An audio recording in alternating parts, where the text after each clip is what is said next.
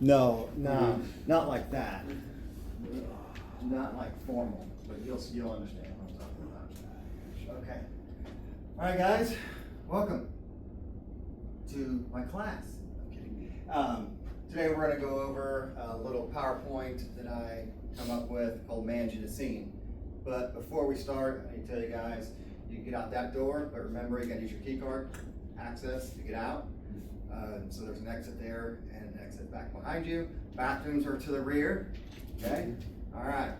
So here's how this is going to go down today. So we're going to hopefully do a break every 45 minutes to an hour.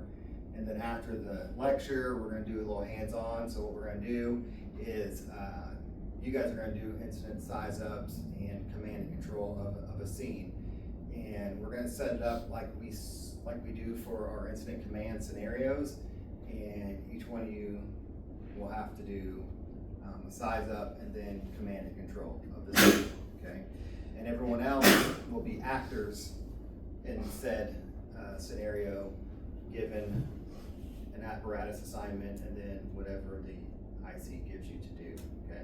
But before we can do that, we kind of need to kind of set the stage on how to manage a scene, right?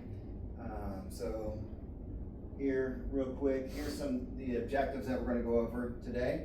So the first one is we need to know, first thing we need to know is how structure fires are managed, right? We can't just show up and expect it to go without any issues, but we have to know what we're doing, we have to know what we're talking about, okay? So then we're going to explain the process of initiating scene operations. So once you've got on scene, you've set up command, now it's your job to start giving initial assignments to people, right? And we're going to talk about what those are and how to get those going, okay? And then we're going to explain the process of transferring command to the next arriving officer. So if you happen to be the first arriving, let's say a brush truck or even an engine, and you're working out of duty or out of title or whatever, eventually you're going to have to transfer command to a battalion or someone higher, right? More than likely, especially if it's on a structure fire. So we'll talk about how that's done, okay? And then what's going to happen, the next objective is what's going to happen to you after you transfer command, right? So we're going to talk about what tasks you can be assigned once you're relieved of your initial incident command duties, right? So you're either going to be a group leader, or you could just be absorbed back into something else. A bigger scene, like a big, like let's say Fleischmann's vinegar or something big like Castlewood, you actually could be assigned to operations chief, right? And then you're just one step below the IC and you just run the whole operations. And then last but not least, so here's what's important, is what are some good characteristics and some values of a good on-scene leader, right? Or on-scene command. And that gets into like command presence and composure, and what is that we're looking for in somebody to be an incident commander, right? All right, so objective number one, we're going to talk about how incidents at structure fires are managed. Very simple. So we have to start from the very basic. Almost everything we do is based on NIMS ICS, right? So we're going to start there. We're going to start with some basic NIMS structure on a structure fire, nothing crazy, okay? So right here, once again, we have to start with NIMS. We use NIMS ICS on everything, even from the most basic medical call all the way to the most complex call we can run in the district, okay? So what's it do? It manages resources. That's the important thing about this, guys, is when it comes to being the first due incident commander, it's about resource management. It's just that easy. And once we get going, you're gonna see how easy it is. And once you get doing it, it becomes easier, and it's like, oh, that's not too bad. I think for the most part, folks get too caught up in the tasks, okay? Because we're so task driven on the firefighter level, or even the driver level, that we're forgetting about right now, you're an IC, you're talking big picture, not I need to perform vertical ventilation, okay? So it's all about resource management. So we're talking from apparatus to equipment, people, and then if need be, materials, okay? So, what does ICS do? It establishes organizational structure for all incidences, right? Must be used on all incidents. Like I said, you guys use this on medical calls, but it's very basic. It's a single unit, and you establish command, right? So you establish command on a medical call, and then you literally say, you give an initial assignment to yourself, out for patient care or whatever it is, and then you go out and you do it. But you're a single source, you're a single resource at that time. Now, what happens if you get on a lift assist and it's above your capabilities? What do you guys do? Request more resources. Exactly. You request additional resources, right? It's scalable. Okay. So here's some characteristics of NIMS, right? Common terminology for functional structure. We know that. We've got to make sure we're using the same language. And I've seen it. I've sat in on enough incident command scenarios to where it's like all over the place. It's kind of funny. Some folks will call it fire attack group. Some people will say Division 1. Some people will just say Engine 21, Engine 22. They'll just say whatever. It's kind of crazy. But we got to get to the point to where we're using common terminology. And I'm hoping that we get to the point to where we get away from divisions and go all to groups. So it's just fire attack group. But we'll talk about that later. So, but anyway, modular organization, you'll see that, common communications, unified command, and the IAP verbal or written. So initially, for you guys, the IAP is definitely gonna be verbal. You're not gonna sit on the hood of your brush truck or your engine on the bumper and write out a formal IAP if you're the first arriving officer or person on a structure fire. It's just not gonna happen. So that's why it's kind of important that we're talking about this, so you guys can have a better understanding of what that means when you're creating this, okay? So here's some other characteristics. Manageable span of control. Who could tell me what the optimal span of control is? 5. 3 to 5, right? Okay. Pre-designated incident facilities, sure. Comprehensive resource management, 100%. This is exactly, I'm gonna keep hitting on this. Resource management. That's all this is, okay? And then obviously, personal accountability. We'll get into more of that here in a little bit. So here's the thing. The scene can be scaled as needed, okay? I want you to look at this chart. You can see here, this is a full-blown chart, okay? ICS chart, full-blown, okay? Good thing about this is for us, we're gonna be operating, the incident commander is not gonna have, most of the time isn't gonna have these support functions right here, right? In his command staff. He's gonna be acting. May get a safety officer, more likely you will. Okay, but here at PIO, we have one, and he'll show up if need be. But for the most part, as a first arriving IC, you're gonna be all these people, right? You're gonna be the safety officer, and you're gonna be the incident command. Now, these sections here are only gonna be on big scenes, and I'm talking massive stuff, right? Over here, I can see us potentially getting into some operations if it's something as big as maybe Castlewood or like the Vinegar plant, something big like a high hazard.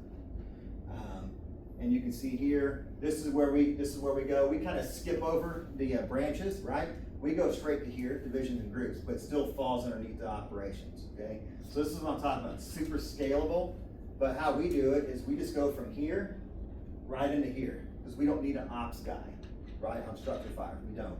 Some organizations do that. They will literally have a buffer. They'll make an ops guy, an ops chief, and then all these folks work underneath him.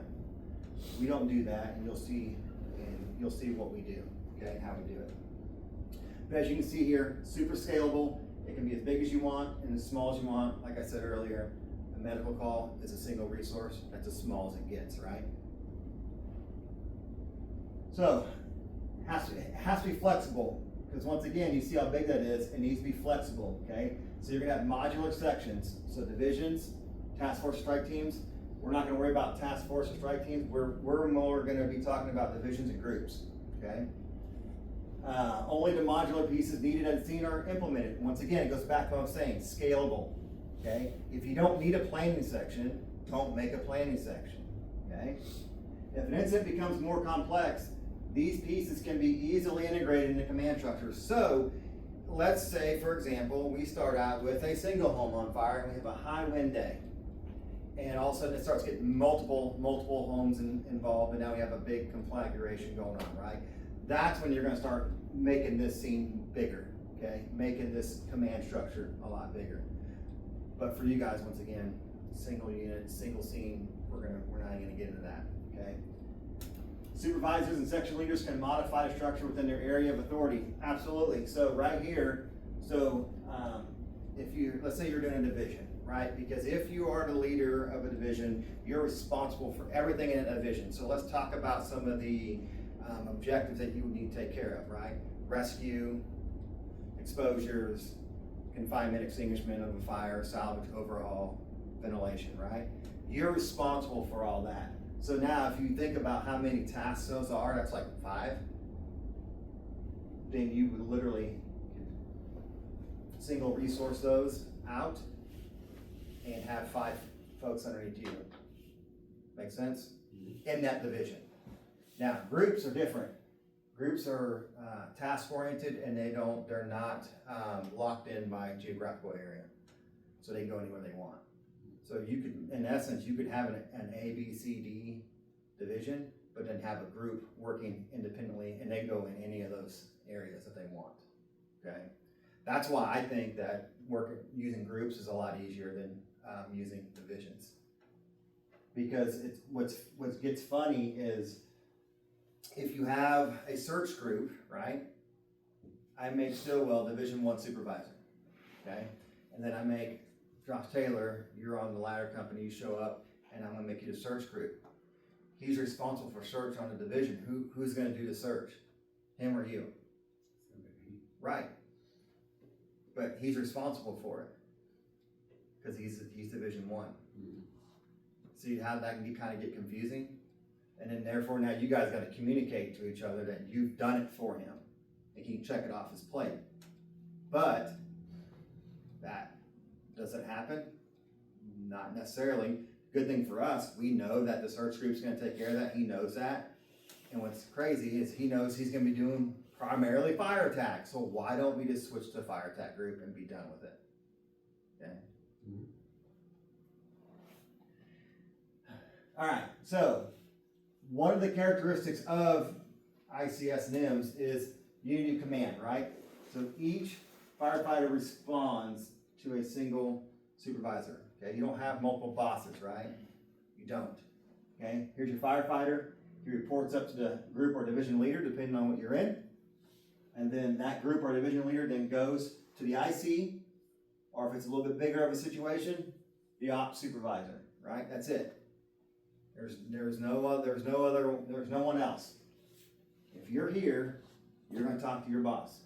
If you're here, you're gonna talk to your boss. Okay? So, span of control. This is kind of what I'm talking about, right? So if you look at this picture here, little single story, here's your IC, okay? Right here, we literally have 1, 2, 3, 4 groups operating on that structure fire. That's it. 4 groups. Now, I want you guys to look at this. So let's pretend that this fire attack group, they're inside, there's 3 of them. Okay? I don't know why this guy, and he's door control guy, right? Doesn't matter. Okay?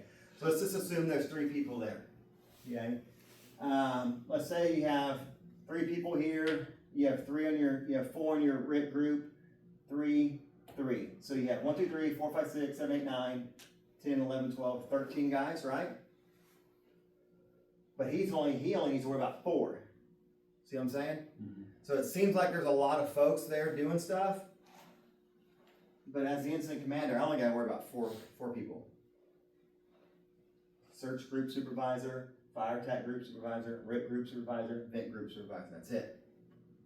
So you guys need to start thinking about that. It's only 4 people, 4 companies that I have to assign, not 13 guys. Okay? Don't worry about what they're going to be doing. Okay? You don't need to worry about that. All you need to tell them is I need a primary search. That's it. You don't care if it's left hand, right hand, starting from a window, VEIS, whatever, it doesn't matter. I think that's where, when you guys are stepping up, you guys get so task driven that you're trying to think about all those things, but you don't need to worry about that. That's what this guy, they're gonna worry about that. Tell this guy, I need ventilation done. He's then gonna look at the structure and figure out what he needs to do, okay? Fire tank group, same thing. You're not gonna tell them what hose line to grab, you're not gonna tell them what type of fire attack to do. They're gonna go in and find the seat of the fire, and they're gonna do what they need to do. Whether that's direct, indirect, transition, whatever, doesn't matter. For you as the IC, none of that matters. All that matters to you is you assign 4 groups, 4 people as your supervisor, 4 people to talk to. That's it. And once you get these tasks checked off, you just check it off, you're done with it. You just ask for reports. Okay? So, division of labor. Dividing large jobs into smaller tasks can be assigned to individuals, right? So work groups may be created based upon the type of task. So now we're talking ventilation, surge, you see what I'm saying? Or geographical area, divisions. Because then they're going to be responsible for all this within division. Okay, and if it's division 1, they're going to be responsible for that. Alpha division, whatever, on the outside, they're going to be responsible for all that stuff. Obviously here, available resources, okay? That can mean a few things. One, the amount of people you have and the training of those folks, right? Let's say, I don't want to talk negatively about anyone, but let's say we have some more surrounding organizations that only require them to be Fire 1 or Intro to Fire, okay? That's it. What good are they going to be to us to go in and do an interior fire attack? We're not going to let them, right? So it's not only the amount, it's the capabilities of those resources as well that can get you. So you have to really be paying attention to who you have coming and what their capabilities are. And same down here. What are they good at, right? What can they do? If I have a high angle situation, I'm going to need a rope team, right? We have water rescue guys here. If it's a water rescue, I need water rescue folks. Okay? Huge. Managing resources is key to this. Resources are needed to accomplish your strategic goals and your tactical objectives. That would be right? That's a fair assessment. Okay? So when you're first arriving on scene, you're going to need to know who's coming. So Taylor, tell me right off, if you can think, first alarm for us, for Nixa. What are you getting? I'm getting 3 engines, Okay. at least, and a ladder. Okay. And then a battalion, right? And a battalion. What else? We're getting outside units, so an engine from Ozark, engine from, I would even say, Battlefield. Okay. And then depending on the location, if we need mobile water. Right. So depending on location, depending on water supply issues. So if it's on the east side of our district, we're going to get a engine from Ozark, tanker from Battlefield. When it's flipped, it's the other way around. If there's a fire on the west side, we get an engine from Battlefield and a tanker from Ozark in a rural setting. Okay. Obviously, if it's a hydrogen area, then we get engines. Okay. Effective incident management relies on strategically allocating resources and ensuring they are sufficient to meet operational demands. 100%. That is knowing what you have and what they can do, and they can get the job done efficiently as possible. So resources may come within your organization or through mutual aid agreements, and we'll talk a little bit about that. Because we know that we typically do not have enough resources in our area, most people don't, to handle a first line structure fire. That's why aid agreements are made, okay? I say aid agreements because there's different types, okay? There's automatic, there's mutual, there's outside, there's all these different ones, and it just depends on the language, and depends on the usage of said agreement, okay? So, here's some terms that I want you guys to be familiar with when it comes to resources on a structure fire, okay? You're either gonna work with your crew, right? We hear it all the time. Get with your crew, okay? Groups, right? Search group, vent group, fire attack group, RIT, and then company, right? So if I have a ladder company coming, if I have an engine company coming, rescue companies, stuff like that. We don't really use company, but you may get somewhere that does.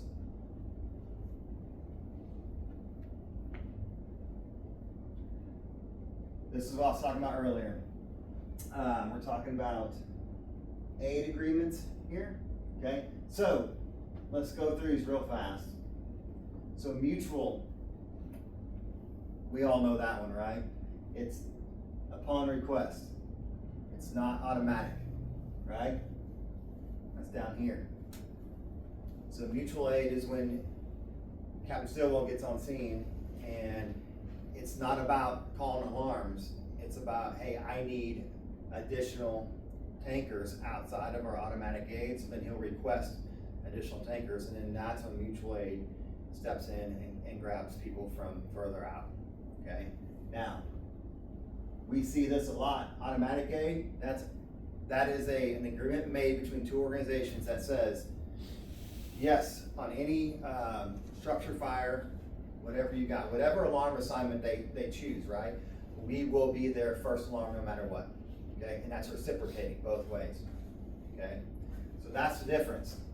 This is their dispatch that request. They're on your alarm assignments, and it's agreed upon. So if we do it for Ozark, they do it for us, and vice versa, okay?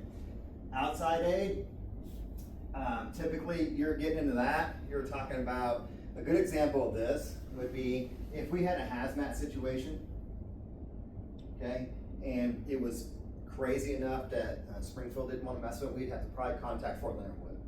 That's definitely outside aid, because we don't have any mutual aid contracts or automatic aid contracts with the National Guard to bring them, right? So we would have to call someone above and beyond our scope to get them to come down. They'll do it, but it's gonna be a thing, right?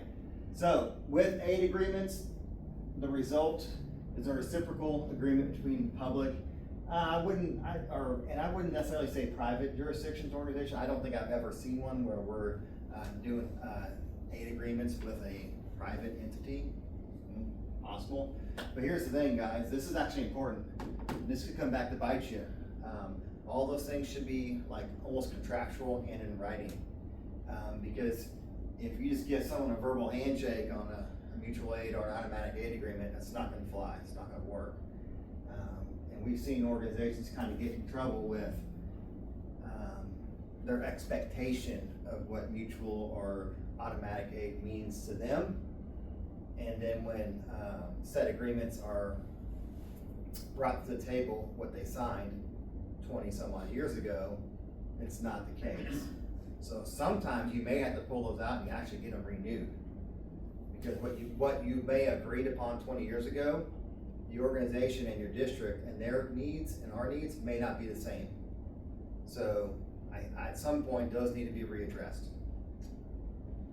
So by private jurisdictions, are they talking like Fort Leonard Wood is separate from St. Roberts and from Waynesville with their fire department? Like yeah. Fort Leonard Wood has its own separate For sure. fire department. It's still civilians, it's not military. Right. That I would assume that's probably what they're talking about with private. I would imagine, but I just don't know how, if Fort Leonard would be in like a base is considered a private. I don't know. I'm thinking more like if you had like a private fire brigade. Be more like an industrial. Yeah, industrial. Fire brigade. Yeah, fire brigade. If we had like big giant industrial parks that had their own fire brigade, we would probably have to sign outside aid for us to help them and them to help us. I'll give you a good example of that would be potentially the airport. The airport won't come off the airport property unless, you know, they have agreements made. Okay, so it's like Springfield Airport is separate from the Springfield They're Fire Department. separate but the same. It's kind of weird. Yeah. Yeah. It gets into a lot of state line stuff too. Yeah. So, Joplin tornado was a big one. Now it was guaranteed that it's gonna go to a natural disaster, and once it goes natural disaster, those aid agreements go out the window. You can come and do what you want, but till it's a natural disaster, if you don't have an outside aid agreement, you're not allowed to work, or you can't be reimbursed while you're there. When I went to Texas on a couple different hurricanes, we got held up at the Texas line because Texas wouldn't sign out-of-state aid agreements because they didn't wanna be liable for the money if we all came in and the hurricane fizzled out and it ended up not being a natural disaster, then Texas was on the hook for those payments, not the federal government.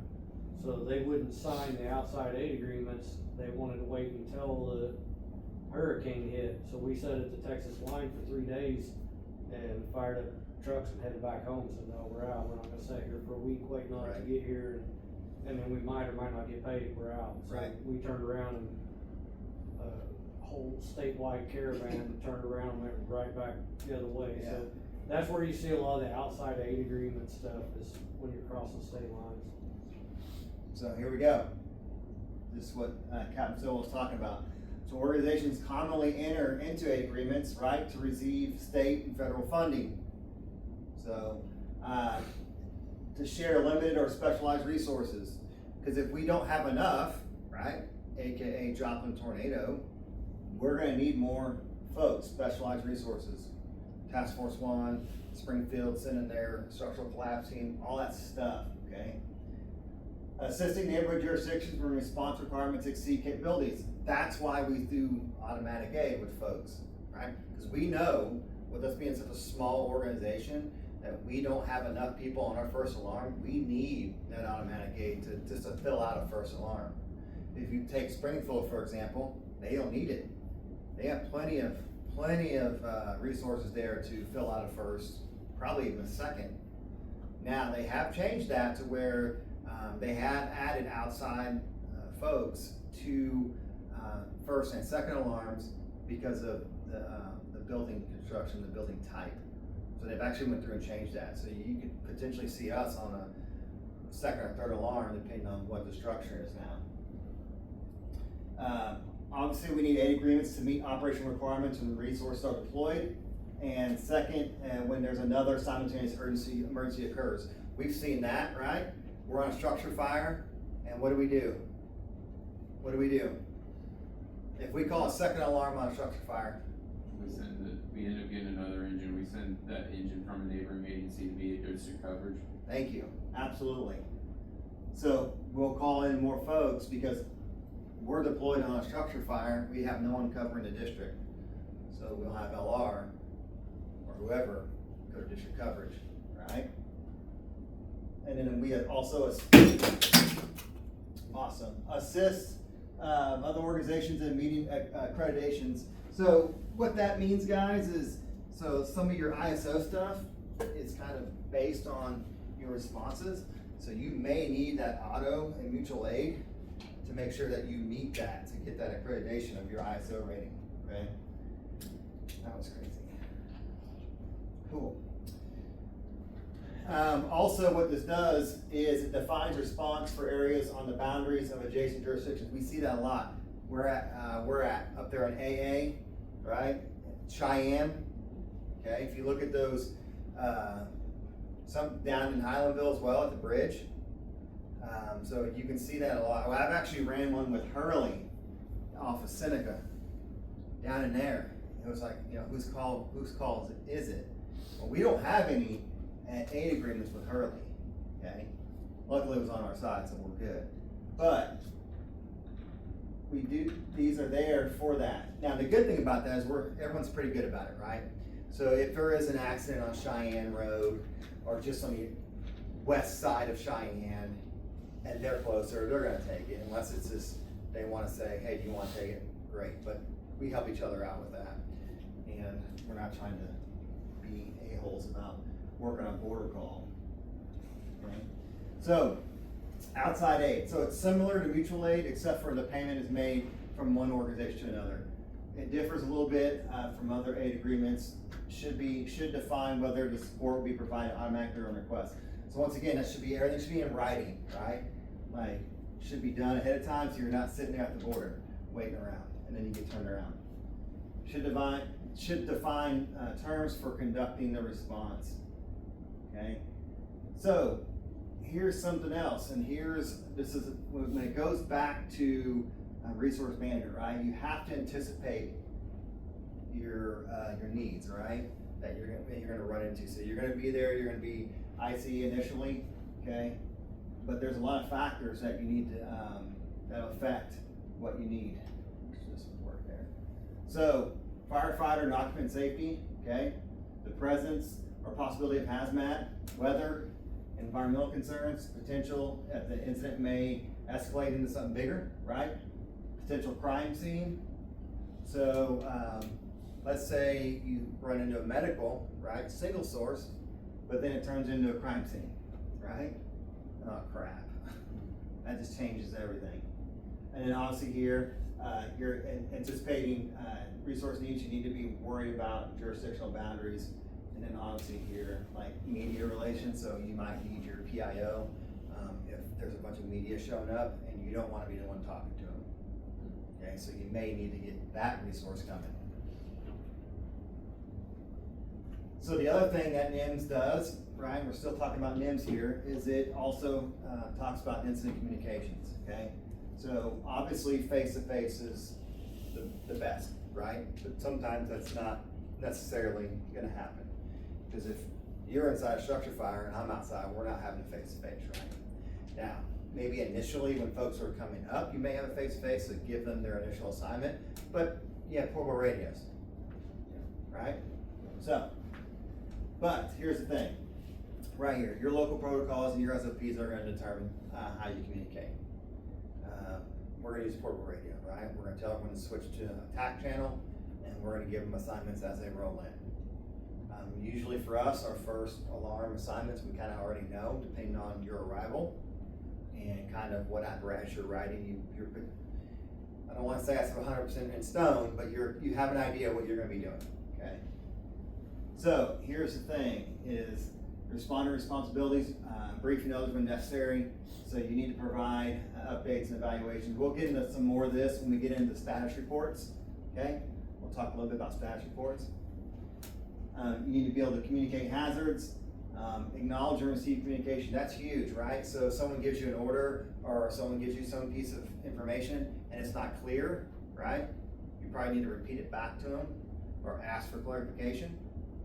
Because if you're unclear on an order and you just take off and do it and it wasn't right because you just misunderstood it, then we're in bad shape. So always acknowledge that you received the comms and that it was clear, okay? Right here. Ask for clarification if it's unclear. Perfect. So if something is unclear, it's okay to ask them to repeat themselves. Maybe they're amped up. Don't slow down. Calm down. It's okay. Ask for more information when needed. If you don't feel like you have enough information to do what you need to do, ask for more information.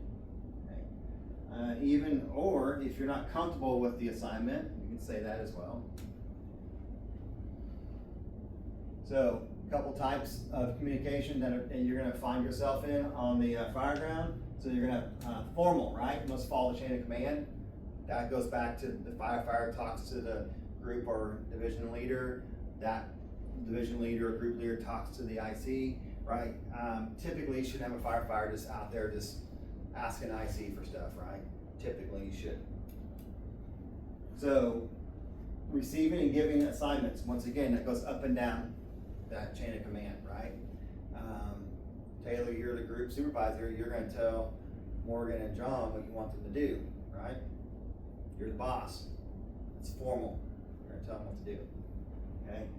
Obviously, if you're the incident commander, you're going to be requesting additional resources, right? Based on what's happening. We'll talk more about that. Requesting support. That goes back to more resources. Progress reporting, that goes both ways, right? That's from the incident commander, that's from what you're seeing outside, and it's also important is what the crews are seeing on the inside, and they're reporting it back. that's food for you guys when you guys are inside operating as a division or group leader, and even as a firefighter. It's important that you let the incident commander know what's going on the inside, and if he can compare to what he's seen on the outside and see if they're making sense. Because if you're telling me that you're making a good hit on a fire, but I see no change, you may not be able to see the fire. I'll give you a story real quick. This was back 15 years ago. I worked the structure fire in Rogersville. And me and Chase Park, who's now in Houston firefighter, great guy. We were on engine 233. We were coming from Springfield. This fire was on B Highway and I think Yellow Rose, somewhere up north of town. Okay. The acting battalion or one of the duty chiefs was on scene, doesn't do a 360. Gives us an eyes up, says the fire is here. Doesn't do a 360. Tells him the fire is upstairs. So BC Lola and his crew, which was a firefighter and a volunteer firefighter, so he had 3, they made the push up the stairs and they were looking for the fire. So me and Chase Park, we arrived to the volunteer running out of the house. And we're like, what is going on? Okay, so here's what happened is Captain Lola at the time was radioing that he was encountering high heat, but no fire, but extreme high heat temperatures. Well, Lola says, hey, we're backing out. It's super hot. So the volunteer firefighter just made the assumption that was okay to leave. Left Lola up there by himself. Okay, he comes out running. That's what we see. Okay, so because the incident commander didn't do a 360, he didn't catch that the fire was in the kitchen. They were above the fire. That's why they were getting cooked.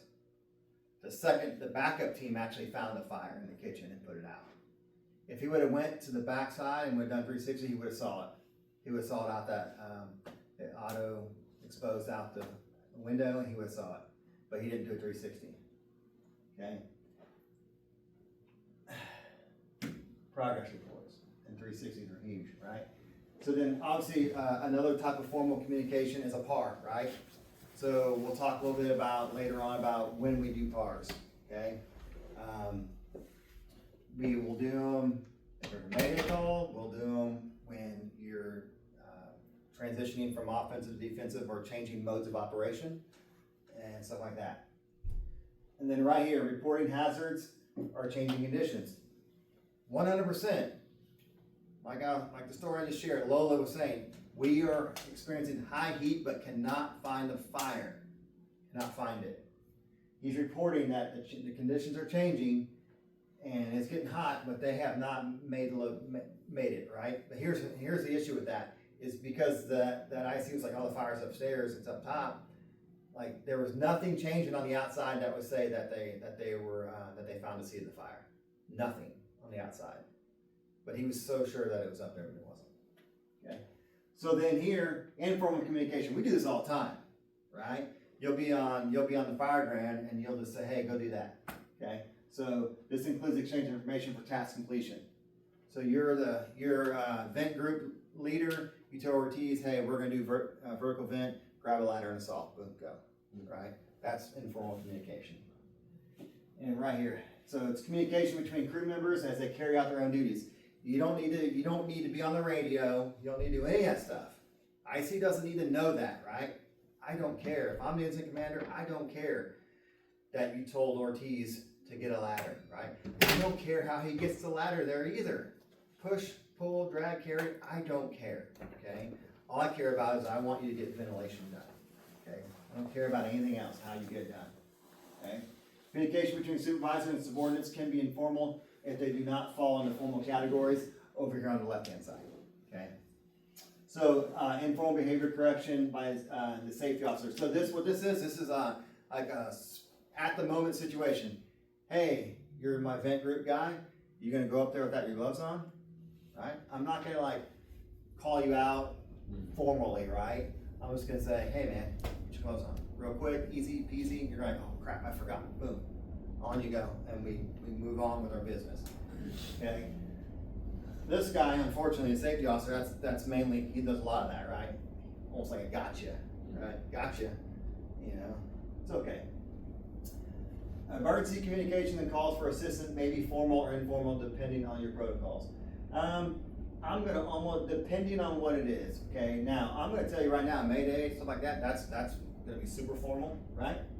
It's gonna be huge, so. All right, so now we've talked about how ICS kind of sets the stage, right? We talked about very generic how we're gonna set it up, right?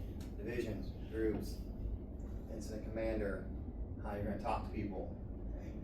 Now we're gonna talk about how do you initiate scene operations, right? So now we talked about the structure, how it's gonna look, how you're gonna play it out on a whiteboard or your command chart or whatever. Now you're gonna put some of these things into play, and how does it look? Okay, what are you gonna do? Now we're gonna get into like talking about size up and all that good stuff, right? Stuff that scares people. Okay. So, initiating scene operations. So you are the first arriving firefighter or captain or lieutenant, whatever, DO, doesn't matter, right? You're the first arriving guy. You're the IC. Here's all the things that you're gonna have to try to get done or determine, okay? So, right here, right?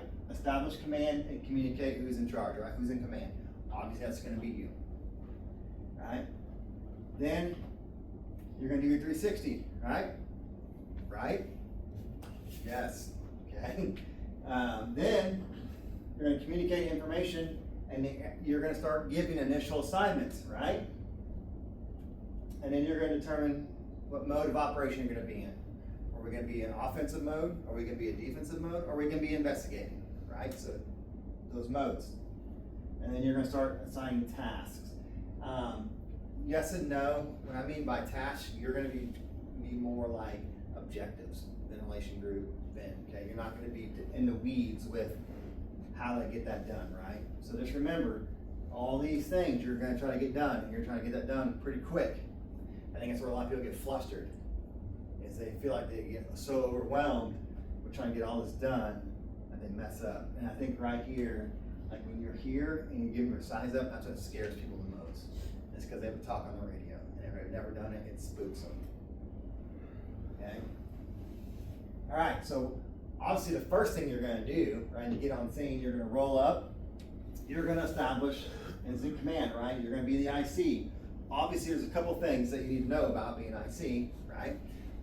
You must have NIMS training, correct? Everyone in this room has 100, 200, 700, 800, right? There you go.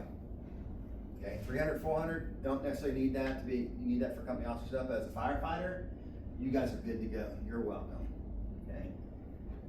Now, if it's a hazmat situation, you gotta be ops. Once again, you're welcome. You guys are all certified at ops level, so you can be incident command of a hazardous material situation. So, what do, right? So, you show up on scene, you got this going on, right?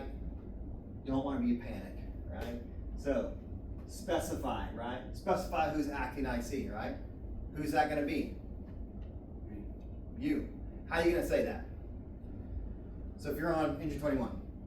Establishing command. Who is? Fire and driver operator. No. No? Just engine 21. Engine 21. Right? Yeah, see, you're just already overthinking it. Yeah, okay? So then, engine 21's on scene, right? And you're gonna do your little bit of a size up, and then some of these things are gonna be in there, right? You're gonna say the name of the incident, right? So engine 21's on scene, I have a single story, single family dwelling. I have fire and flames, fire and smoke showing from the alpha side window. This will be main command, right? There's the name of the command. Now, this is where this is a little tidbit out there for you guys when you're doing your command scenarios and your assessments, right? Always want to state the location of your command post. Now, you could say it a couple ways. You could say command's mobile for 360, right? That's telling you, that's telling everyone else. To me, that's telling everyone coming in where you're at, right? That you're mobile for a 360, okay? Or you can say the command post will be located on the alpha side. Or if you pull past Alpha Bravo side, right? Alpha Bravo corner, whatever, okay? But you can almost be safe to say that if you state the location, you know, command will be mobile Alpha 360. That lets everyone know you're gonna be mobile. But if you are, let's say you get your 360 done and people are still not there, they need to know where to find you, right? They come get an assignment potentially. On bigger scenes, you need to know the location of your staging areas. So if it's a big situation to where we have a ton of resources coming, you don't want them all stacked up on the scene. You want to get them to a staging area and then pull them as needed, okay? So that's also the other thing that where people get so overwhelmed on big situations is they feel like they have 20 apparatus, but you really don't. You do, but 15 of them could be in staging, right? Just chilling. You don't need them until you're ready. So when you start cycling through people for rehab, or if, let's say, a division asks for more, you only need to call your staging officer. Hey, I need one engine. I don't care who it is. He's gonna go, who's my next up engine? Let's go, roll to the scene. He then radios to IC, hey, I got Highlandville engine 71 or whatever their number is, right, coming to you. Perfect. You as the IC call your division guy, say, hey, Highlandville engine 71 is coming to you. Doesn't matter. And you don't care. It doesn't matter why he asked you for it, right? You just, as the incident commander, you just need to know that, do I have it? Right? Do I have it? And is it gonna go to him? Make additional assignments to available resources. Once again, it goes back to we'll talk about priorities, right? And objectives, we'll get into that. So you're gonna have to be thinking about what assignments, okay? Is it gonna be search? Is it gonna be vent? Is it gonna be RIT? Is it gonna be fire attack? See what I'm saying? We can really get this really easy and small, real quick. And then here, call for additional resources.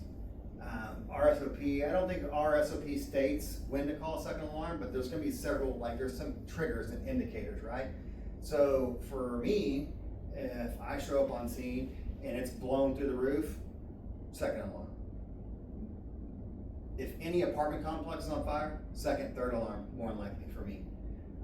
High heat, right? High heat's gonna be a dictator of that. Super cold weather, stormy, like anything crappy wise, where it could be a potential hazard.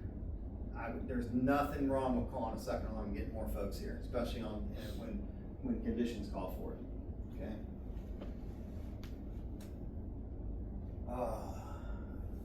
So if you establish command, first thing you're gonna do, you're gonna get your size up, right? The scariest part of this whole thing is talking on the radio, right? So when does size up actually occur? Should be as soon as you can pull up and get a good window view of your incident. So if you're in the front officer seat, you should be pulling up single story residential, see smoke showing from the Bravo Charlie corner, cars in the driveway, out for 360. Perfect. But your size up should be starting sooner than that, right? And I'll explain. So begins before the incident was reported and continues as the scene progresses. So here's the thing. Where can you get this information from? Right here, street recon and pre-incident surveys. What I mean by street recon is if this is your response zone and you know all those homes over there are almost the same, right? You drive this area all the time. You go to medical calls, 102 Hunter, okay? I am pretty sure you guys probably know that house like the back of your hand, right? Why is that? Street recon, you go there all the time. Now here's the cool thing about that. If you look at 102 Hunter, and you look at the neighbor's house, the neighbor's house, the neighbor's house, they're almost set up the same almost, right? So look at these homes over here. If you go over here off of Frank Street, Short Street over here, I call these I came from Republic, Missouri, we call them Tapjack houses, because that's who the contractor who built them was Tapjack. But they're almost the same as these little 1,000-foot square footers, right? And I call them either left-hand turn, or right-hand turn, so I can tell you almost immediately that where I'm gonna go, Okay, as soon as I see where the garage is, boom, I already know, okay? The garage is on the left-hand side on one of these homes, the garage is on the left-hand side, I can tell you right now, you're gonna go into the front door, there's a front room, you're gonna go right into a kitchen, right into a laundry room, then there's the garage, right?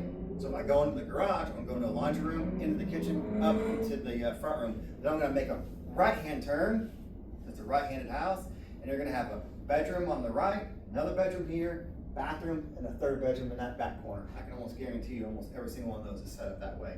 Or it's gonna be a left-hand side.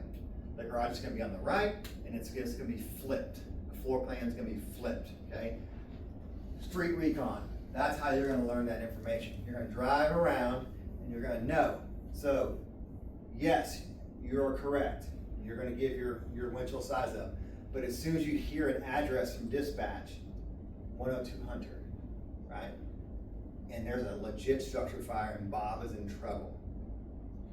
You guys are gonna know potentially where Bob is gonna be almost all the time, right? A couple places maybe, okay? Either the kitchen or the bedroom. Right, and you're gonna know exactly where to go, correct? To find Bob. That only comes from street recon, okay?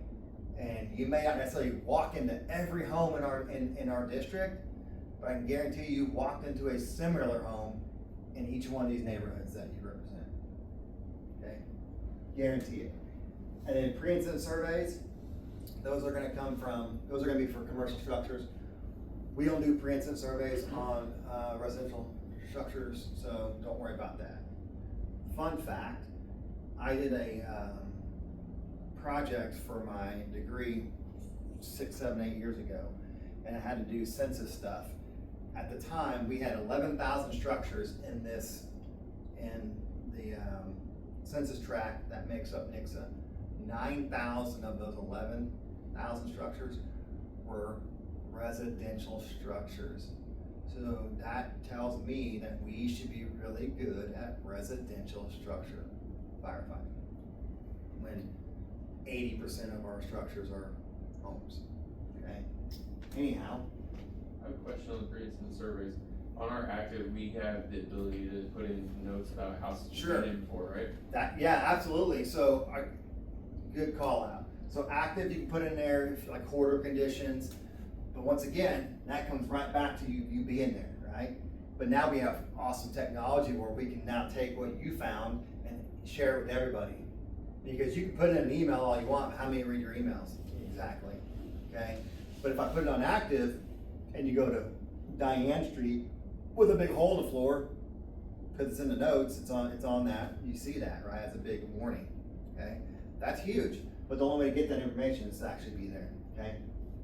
So now, Christensen, we're gonna talk about dispatch information before or en route, right? So you're gonna get the initial tone, you're gonna get the initial call out.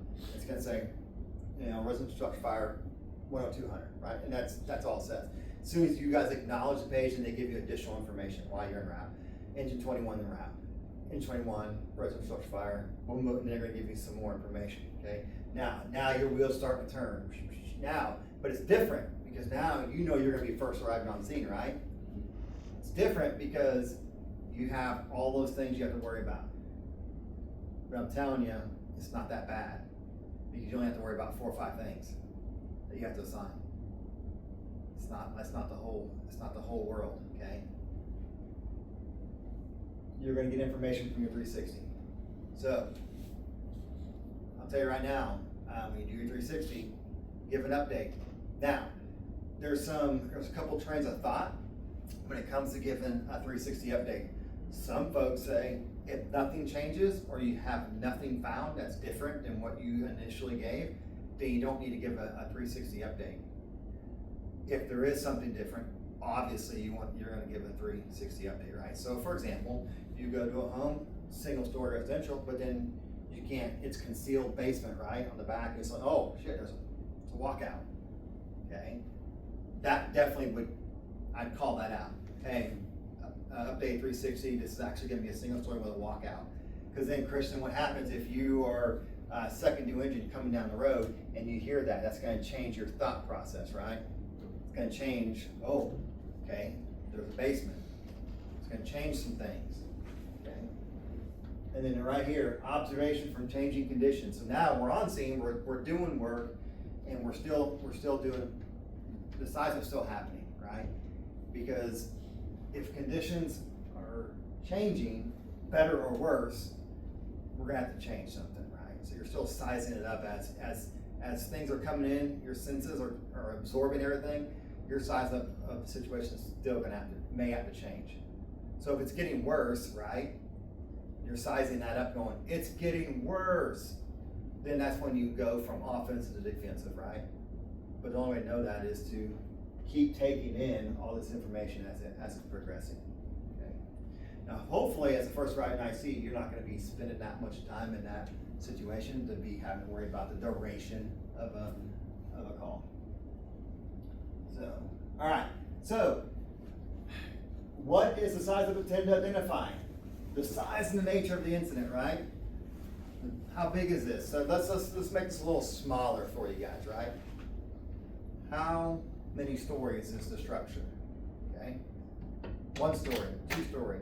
I'm sorry, but if it's anything above 2 stories, it's multi-story because I'm not going to count them. I'm not going to count them.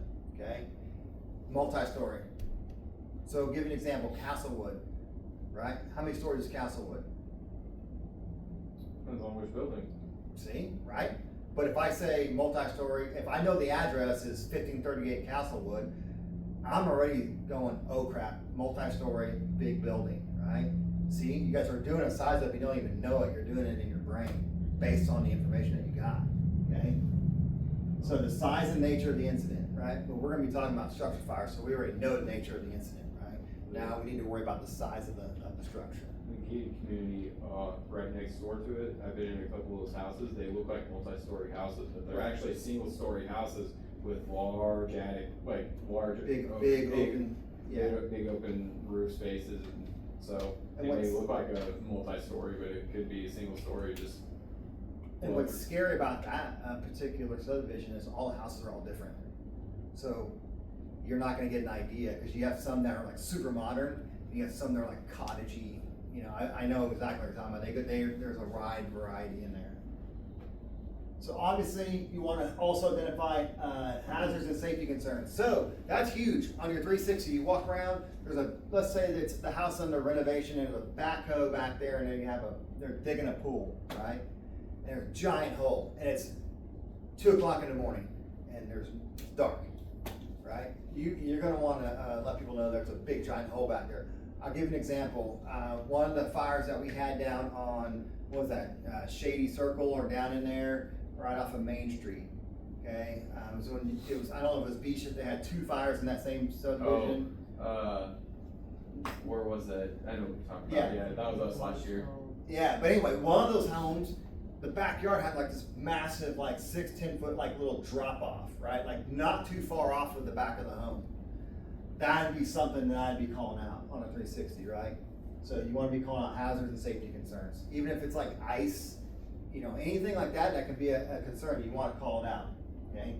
So areas that need to be isolated and secured. I'll give you a good example of this one right here. So we had that structure fire on Market or Elm, wherever it was, in 14. There was a manhole cover that was missing. I think the water, I don't know what happened, but people were literally stepping in that. I'm like, someone's gonna like get seriously injured. So we literally just marked that off. We just isolated that whole area right in front of their truck. It's like, hey, don't walk there because someone's gonna rip a knee out, okay? So, locations of trapped, injured, or deceased occupants, well, obviously, right? You're also gonna wanna let people know. So if Mom and baby Sue are hanging out a window, you know, Alpha Psi Division 2 window, you're gonna know that, right? Now, if you do stumble across someone who is deceased in the structure, you just know where they're at, and you don't mess with it because you let the fire marshal deal with that, okay? So obviously right here, your initial objectives and your resource requirements. That is, once again, that's knowing who you have coming and what are you trying to accomplish, okay? And in what order, what priority is gonna go first. We'll talk a little bit about that later, okay? Locations of your control zones, right? Your hot, warm, cold. right? Your command posts, staging areas, entrance and exit routes. So that's important. So I take this enter and exit route as in scene, exit, and enter, right? How am I gonna get people in and out, right? So that's what you have PD for, right? So that's why you always potentially call PD for traffic control, because then they can control your enter and exit routes of the scene, right? Let them do that. Takes that off your plate again. You don't have to worry about it. They got it. Okay? Let them deal with that. All right, let's take about 15 or 10, 15 minutes, and we'll get started. So we'll, about 3:30, 3:35.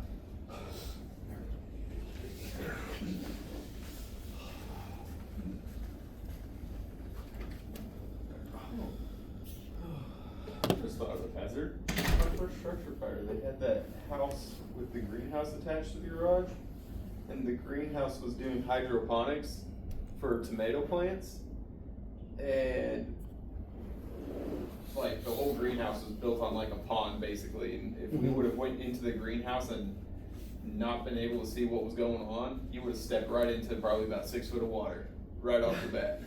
Exactly. I mean, that's exactly the issue is, and we're usually pretty bad about not talking about that stuff. Oh, like the garage caught on fire. Like I was like 2 weeks on the apartment at the time. The garage caught on fire. We're fighting fire, and I'm on the backside of the greenhouse, and I'm like, I felt a fish or something. The fish actually jumped out of the hydroponics and jumped out. I'm like, is that a fish? And Brad Garner was with me, and he's like, yeah. And he shines it over and looks at the greenhouse. The fire started melting the side of the greenhouse, and the fish were jumping out of the water to get away from the heat. And so it's like we had no clue that was in the greenhouse. And then when we got done, we started walking through the greenhouse, see if anything was burning in the greenhouse. And if we didn't know, there was only like a path wide enough for a person to walk on. If you didn't know and you tried to walk in the greenhouse, it was like 6 foot of water that you would have fell into. That's crazy. They were doing hydroponic, like very high upscale hydroponics for growing like tomato plants and vegetables and stuff. Like put the fish in the tank and the big plastic tanks, and they eat the bacteria off the bottom of the plant, and the plant just floats on top of the water and grows that way. It's kind of cool to see, but weird. Not many people do it. How often are you gonna come across something like that? Like, Right.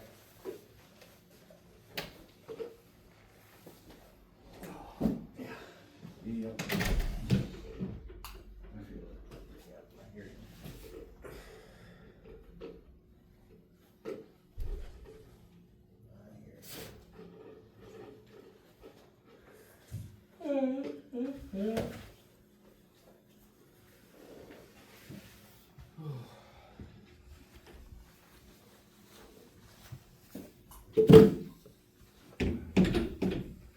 Some coffee.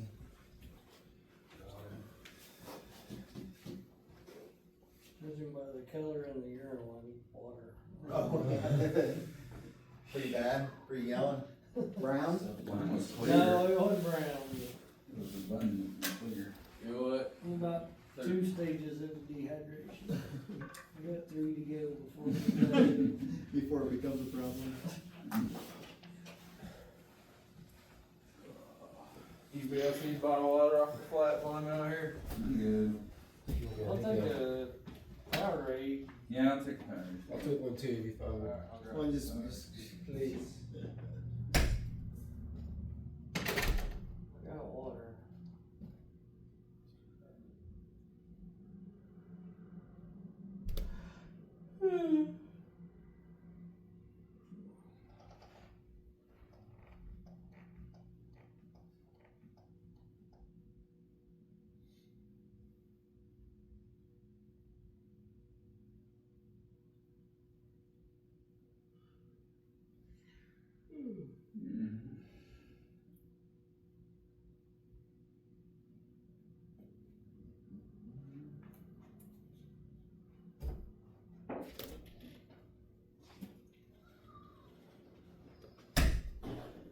Like it.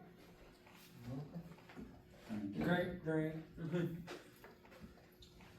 So I'm assuming that structure fire was pretty legit then. Yeah, like over a dozen units assigned to it. Yeah, they just kept adding more and more. Wow. Tunkers. Wow. Never did hear a whole lot, they just, BC even said he had smoke showing from a long way out. And then he got on scene, he didn't get much of a scene size up, just basically it was a working fire. Inaudible noises. Inaudible noises. Basically just a working fire. On scene, heavy smoke, working fire. Attack We'll just Google shit. What was the address of that? Hmm? What was the address of that? It was on 125? 125 and then I think we're No, that's a pretty good sized building. 6071 State Highway 125. Yeah, just pulled up the Google image of it. It's a pretty good sized building. Is it a home or is it a business? It looks like it's a home, but it's a big home.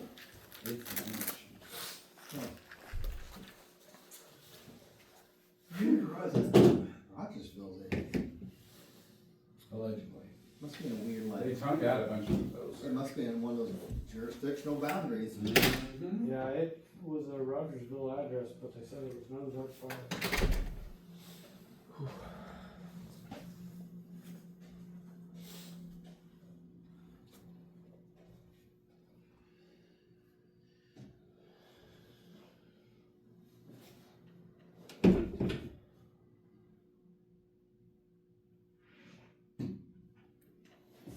One, two, three. Who we missing?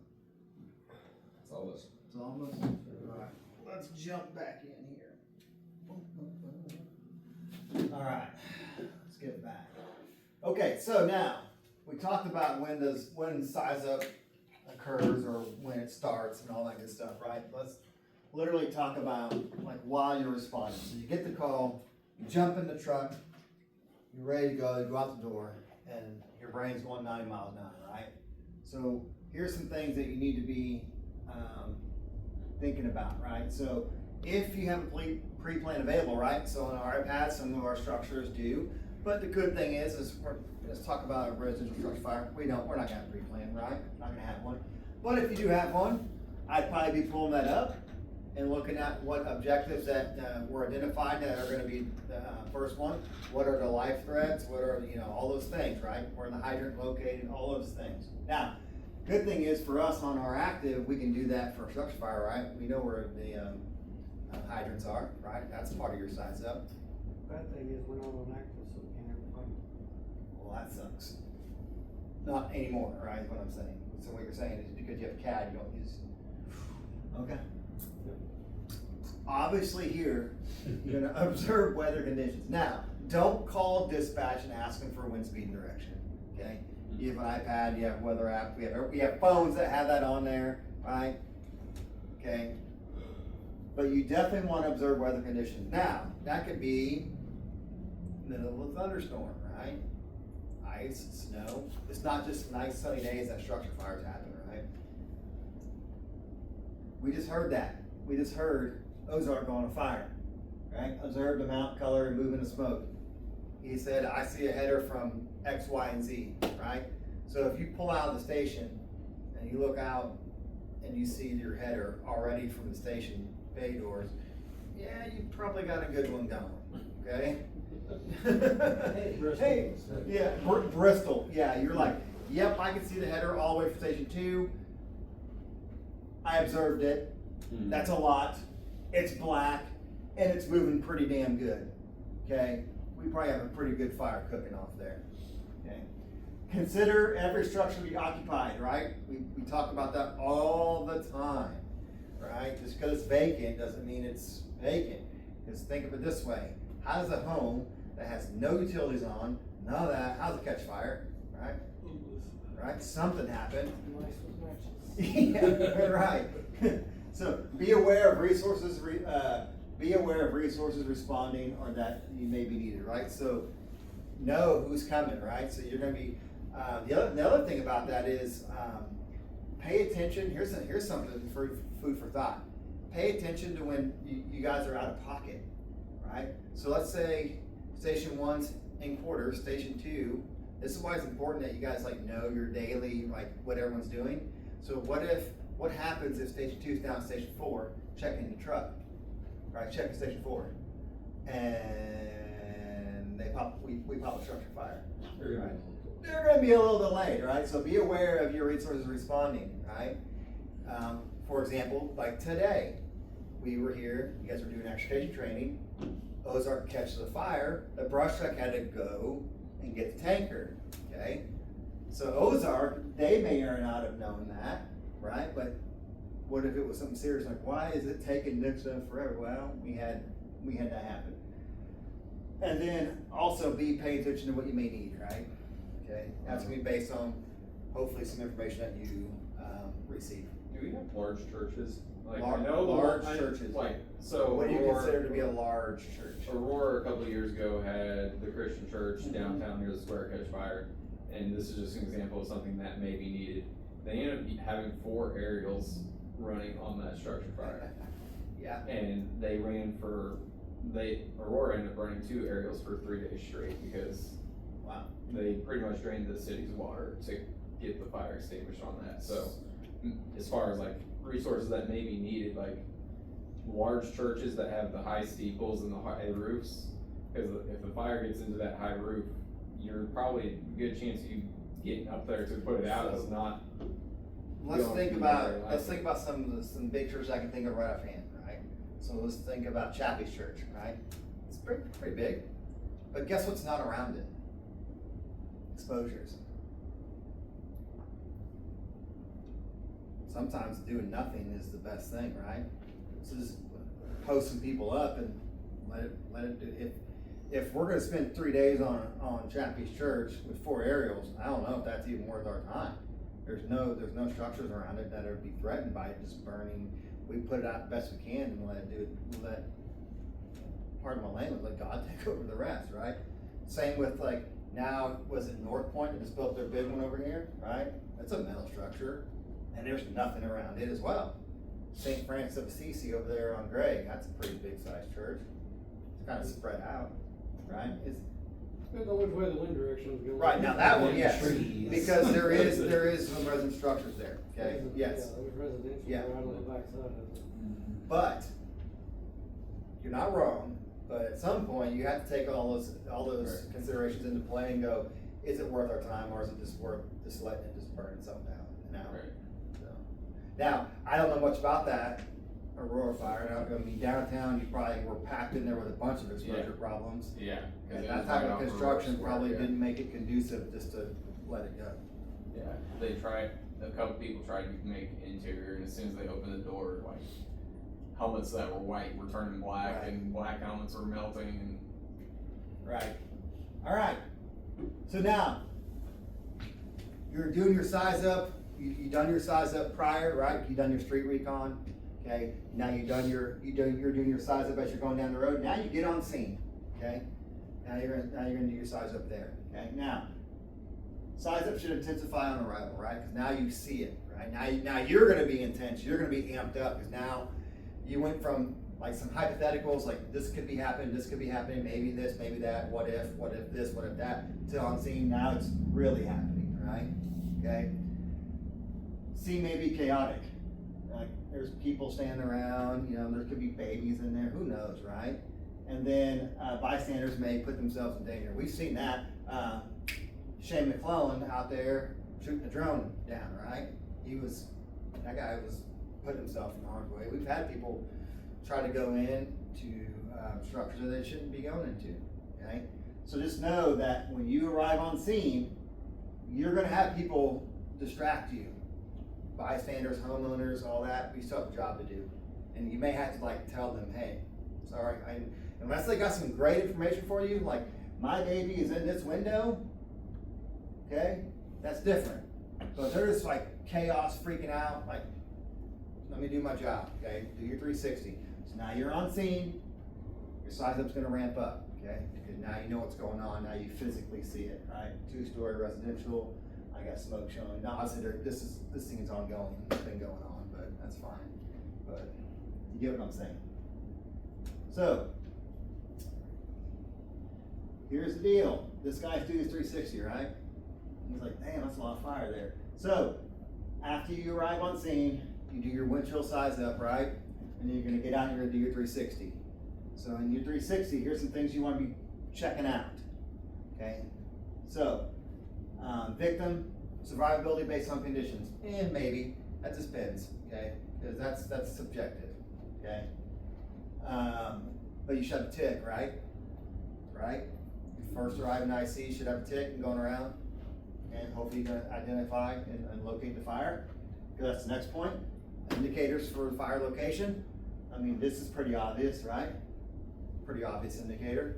But if it was not, what if you just had light smoke showing, right? And it was kind of something that was concealed, and like a chase or a wall stud or something like that, right? Well, that's where your tick would maybe come in handy. Like, there's a massive hot spot right here, okay? You also want the lowest floor of fire involvement, right? So you want to look, you want to know where that's at. In my opinion, you always want to fight fire on plane, right? That's going to be the easiest way to fight a fire, is on plane, right? So just for example, walkout basement, basement's in the basement, the fire's in the basement. Are you going to want to go in the front door and go down to fight it? Or are you just going to take the extra time, stretch your line around the back side, the trolley side, and go in through the man door and fight your fire that way on plane with it? That's what I would do. Okay. So obviously you want to look at smoke conditions. We'll talk a little bit more about that.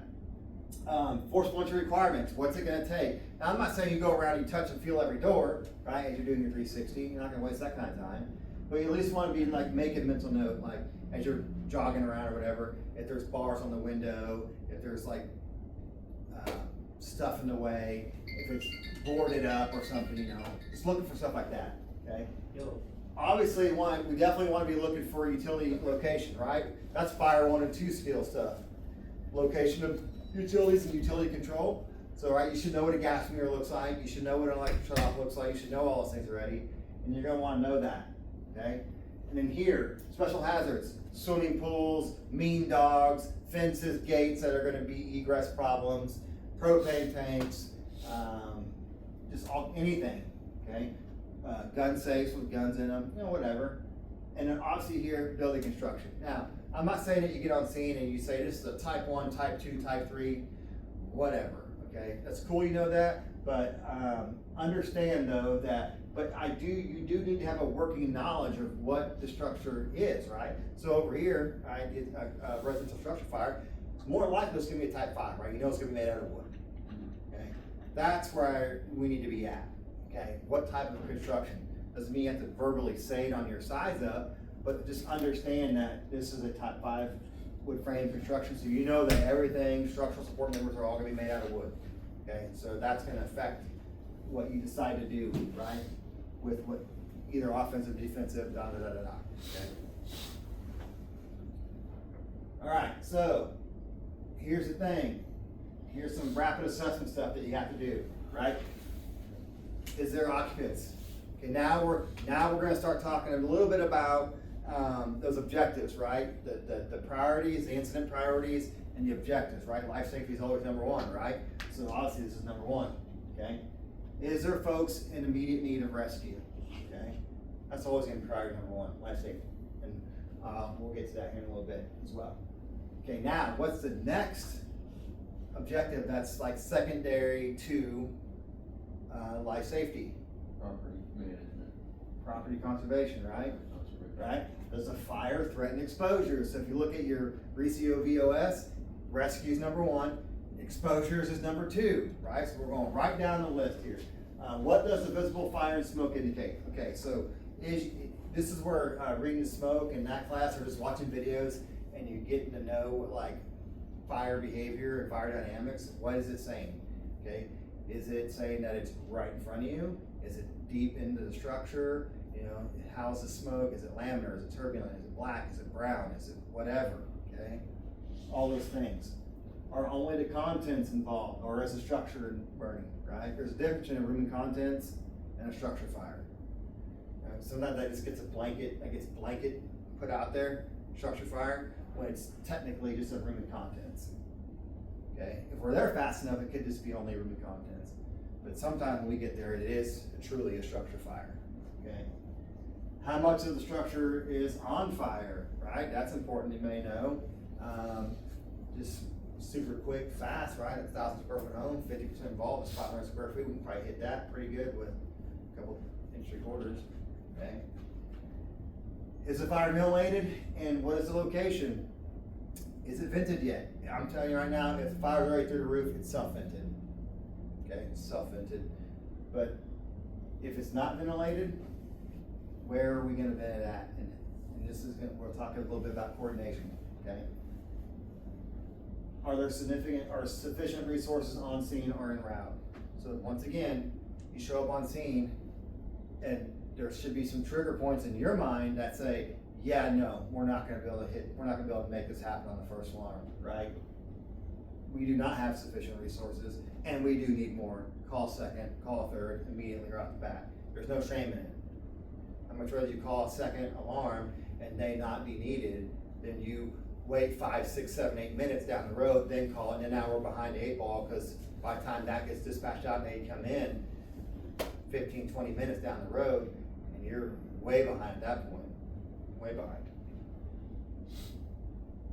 All right, so here's where we're gonna start talking a little bit about this stuff right here. So when you're doing your size up, right, incident management should always reflect the overall incident priorities, right? So I'm gonna write these down right here. Hold on a minute. Put these down. All right, so we have what? We have life safety. Put this down here. Life safety. Pardon my crappy penmanship. Okay. Then we have what? Incident stabilization, right? I'm just gonna put incident stable. Okay, and then we have property conservation. Okay, now, conserve. Okay, boom. So, those are always gonna be our 3 priorities, right? We've been taught that since Fire 1 2 days, right? So now, when you have these kind of in your mind already, okay? We are gonna have to start thinking about, when you have those in mind, okay?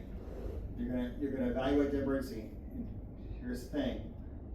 Save that, follow me, okay? So, what happened? What's happening, okay? Do we have a life threat, okay? Do we have a property threat, okay? Like exposures, right? What's happening? What's likely to happen? So here, these are good to know. So what's happening? Like, what do you physically, or what do you see is happening? You know it's happening, right? And then you come up with like some contingencies, like what's most likely to happen, what is gonna happen, right? And so you can plan for that. You can plan for the what ifs at that point. If it was me, I'd probably plan for the worst and have those people coming. What resources are available with the initial response? We know that, right? We talked about that earlier. You know that you're gonna get 3 engines from us, a ladder company, and an engine from our 2 neighboring departments on the first alarm, right? Right, so then now you know that, so you can start plotting where you want those people, okay? What actions are necessary to affect control? So if we have a life safety issue, what actions are we gonna take to affect the life safety concern, right? Is it gonna be a rescue, right? Or is it gonna be extinguishment to the fire? Because sometimes putting the fire out can affect the life of someone as well, right? What additional resources will be needed to mitigate the incident? Once again, that's gonna go back to your meter of, oh crap, I need more people, okay? And don't wait. So the IC must integrate information gathered during the size up with your strategic goals. We're gonna talk about those. So you're gonna have all these things coming in, right? You're gonna have information while you respond. You're gonna have information from your 360, life safety information. So if someone says, hey, I know Bobby Sue's in the home, she's 85, she doesn't go anywhere. Okay, I know she's in the home, okay? Just like we had over on, Jordan Court, right? She didn't go to her card game or whatever, because she was, for whatever reason, okay? Obviously, we're gonna see some fire behavior indicators And then we're gonna evaluate the fire growth, the potential of the fire growth and development, right? We're gonna be thinking about where this could be going, right? So I'll use that fire, for example, on Jordan Court. It was a garage fire, and the door was open to the home, if I'm not mistaken, right? So we can just, Yeah, um, you're good. yeah. So we could have fire sweep across into the living quarters of that home, right? And we know that because that door is open to the garage. So, be thinking about that kind of stuff. So, here we go. Incident strategies and tactics. So, after you've done your size up, right? You've done your size up, you've done your 360, so you've done your windshield size up, you've done your 360 size up, and now you're ready to put in action the plan, right? So, you have your 3 priorities, right? And then remember, like we talked about rescue, right? Exposures, confinement, extinguishment,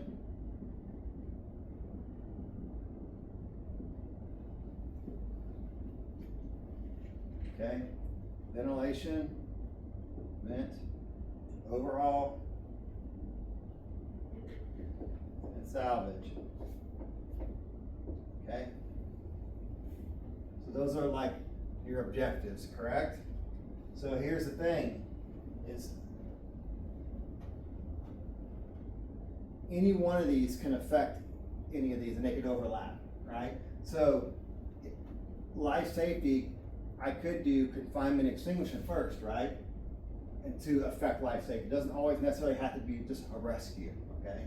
So don't just think it works that way. But you guys need to have an understanding of what things can be done to stabilize a structure fire. Think about it. Out of these objectives, what do you think could stabilize? Extinguishment, right? Right? Protection exposures, confinement, so finding it, locating it, confine it to the area of origin or room of origin, right? Or maybe even building of origin, right? So we're gonna back up into it because we're worried about exposures, okay? Stabilizing the incident can mean we're gonna confine and extinguish the fire, right? We call fire under control, we got it under control, right? We're in good shape. Now, property conservation, this is what I'm talking about. Property conservation, think about this. So, exposure, right? That's property conservation of some. Now, exposures could also mean interior exposures, right? So if you have a room and contents fire, your other exposures are your other rooms, correct? So property conservation says that if we protect those exposures, confine and extinguish that fire to that room and contents, to that room of origin, we can literally conserve property and stabilize the incident just by putting a trash can fire out or a mattress fire out, right? And we were able to save the rest of the house. Now let's not do a bunch of undue damage to the home. We don't need to, but we know within reason we're going to do some, right? Because then we're going to go here for overhaul, check for concealed fire. So if it's a room of contents, we may not have to, right? If it's a mattress in the middle of the room, and we know we got to it quick enough, and there's no signs that say that it got into the walls or the ceiling, why would we just start tearing the shit out of that for no reason? We can, but anyway. Ventilation controls where the fire goes, so when you control where the fire goes, you're controlling how much of the property is burning, or you're controlling where your crews are operating, so Okay. you're instant stabilized that way. So let's also talk about ventilation when it comes to life safety. We could be venting for life too, right? We're trying to vent the structure to make it more tenable, okay? We also could vent for property conservation too, to get the smoke out, so we're not causing a bunch of smoke damage, okay? We also know these two, those are strictly, almost in my opinion, property conservation techniques right here, salvage and overhaul.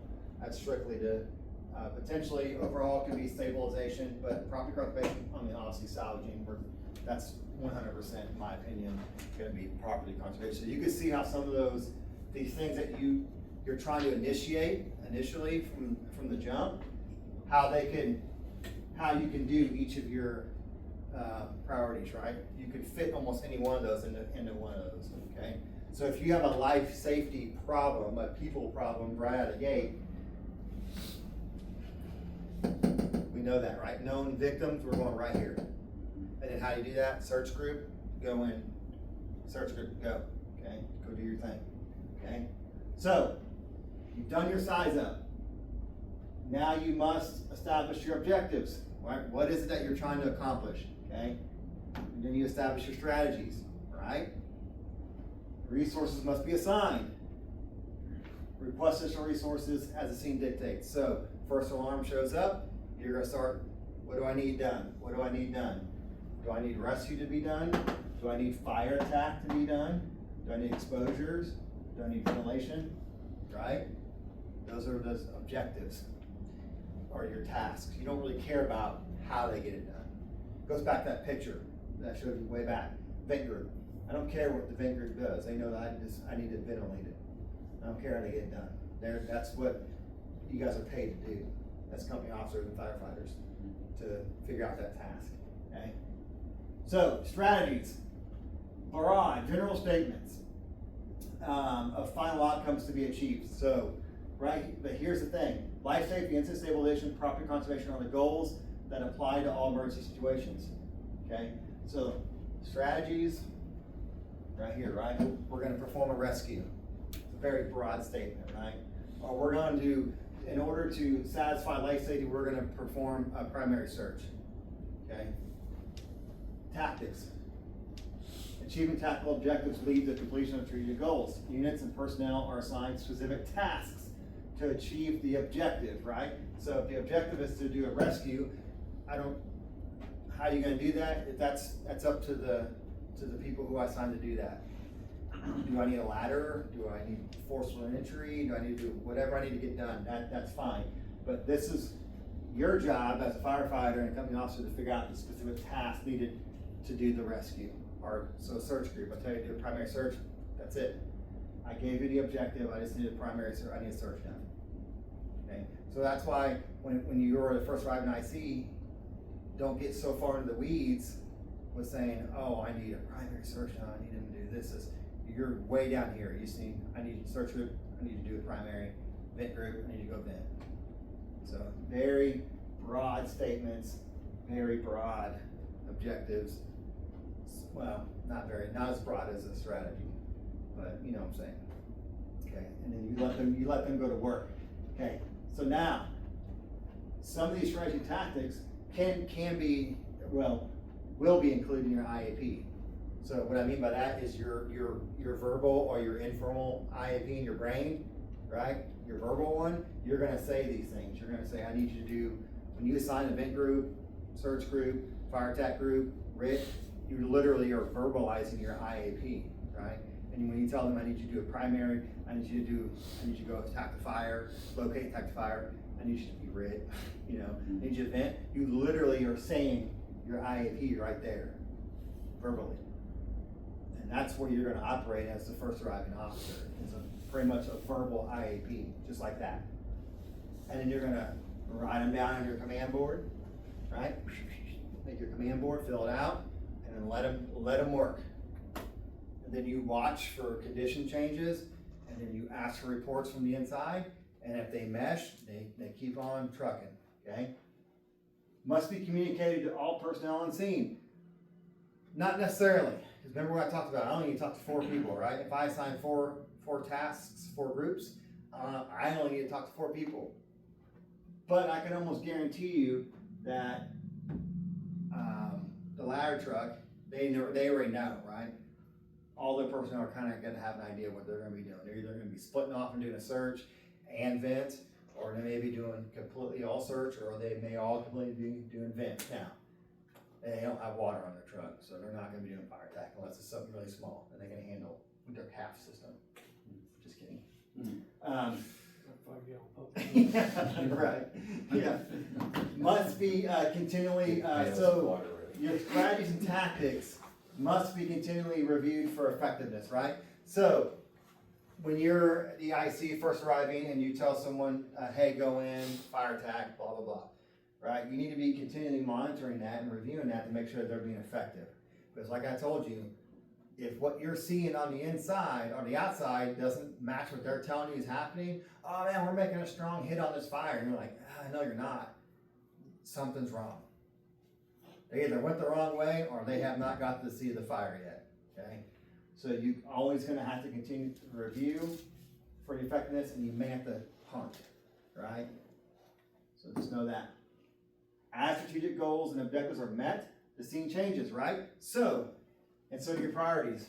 So if this is number one, and we know for a fact that your primary search is completed because you assigned your search group to do that, and they say primary complete, negative results, proven, good to go. This now no longer becomes your number one priority, correct?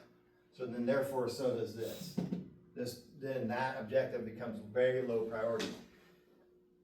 Now this becomes your number one priority, right? Stabilizing that incident and getting that fire under control now becomes your primary objective and your number one goal to get done. And then once this gets done, then we just come over here, and then all these objectives that will satisfy that become priority, okay?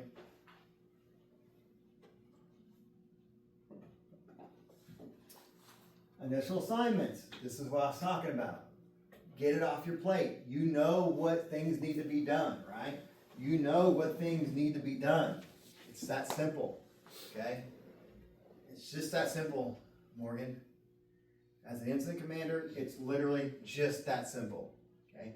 You don't need to worry yourself. I've seen organizations, they do this. They will literally tell them, I need you to grab an entry quarter handle, I need you to go to the trolley side, I need you to do this, I need you to bring an air pack, you know? Emotional test. Yeah, I know. Okay, I get it, okay? I get it, I know, okay? But, I know. So, but there's some organizations that do that. I don't operate like that, man. If, like, you guys know what to do. That's what you're here to do. I ain't gonna tell you to grab an inch cord handle. I shouldn't have to do that. I shouldn't have to be worrying about that as well as this whole damn house burning down, right?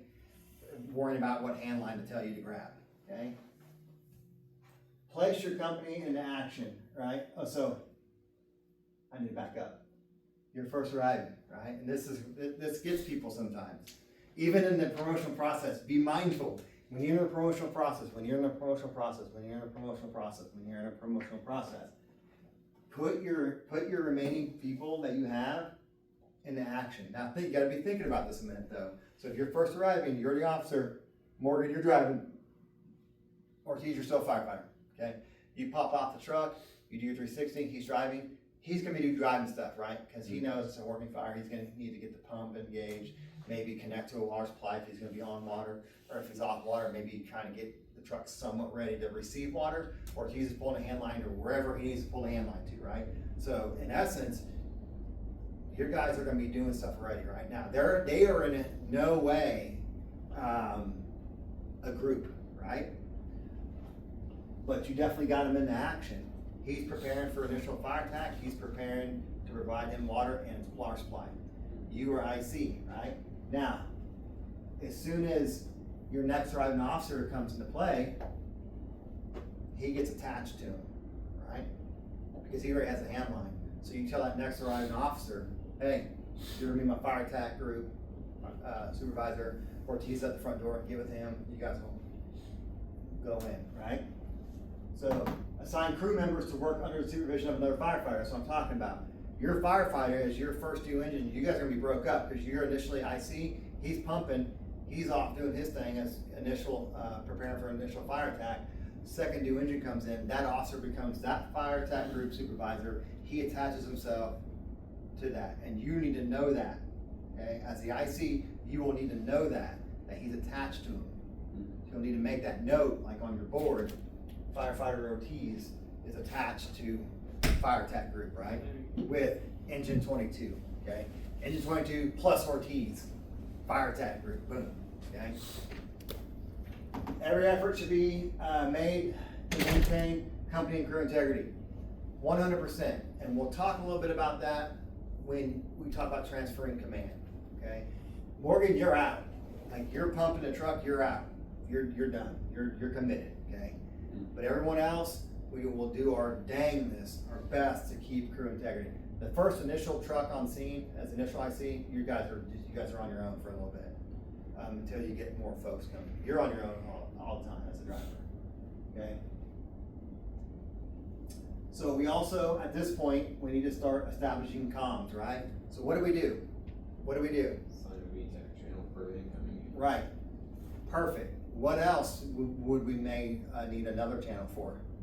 Water supply. Water supply. So be thinking about that if we're in a rural situation, and get those guys off your main TAC channel, get them on a water supply. The water supply officer would more than likely need 2 radios to have VTAC 11 and whatever, VTAC 12, whatever you're gonna use, right? So he can hear what ops are doing, and maybe he can figure out, and then he can maybe figure out like his water needs, right? Because if he hears something going on VTAC 11 where operations like there's not enough water supply and there's just not enough, we're not keeping up with demand, he then can start figuring out like, okay, what do I have going on, and how, what's my GPM with by the drive time. You guys have done all your DO stuff, you know what that means. How soon as a turnaround, he may need to get more tankers coming, okay? But so good communication. So good communication enables the arriving commander to make progress when he or she arrives, right? So right here, initial IC, right? You're gonna come over here. You're gonna establish comms with the available resources and arriving units according to your local SOGs, right? So that's us. We're gonna go. You're gonna say this is Engine 21 Monsignor for residential structure fire. Have this shown, command will be located on the A side. This will be Main Street Command. All incoming units, please switch to VTAC on arrival, okay? Get that out there so they know it out front. Now, sometimes though, I sometimes have an issue with that, because what if Ozark or Battlefield's not on our channel yet, or not there yet, and they miss that communication? That can sometimes happen. I know I used to do that all the time when I'm going to Springfield. I'm like, shit, what ops channel do I need to be on? Well, that's with the delay in the page, that can very well catch Yep. Battlefield, because by the time they get en route, we may already be on scene. Right.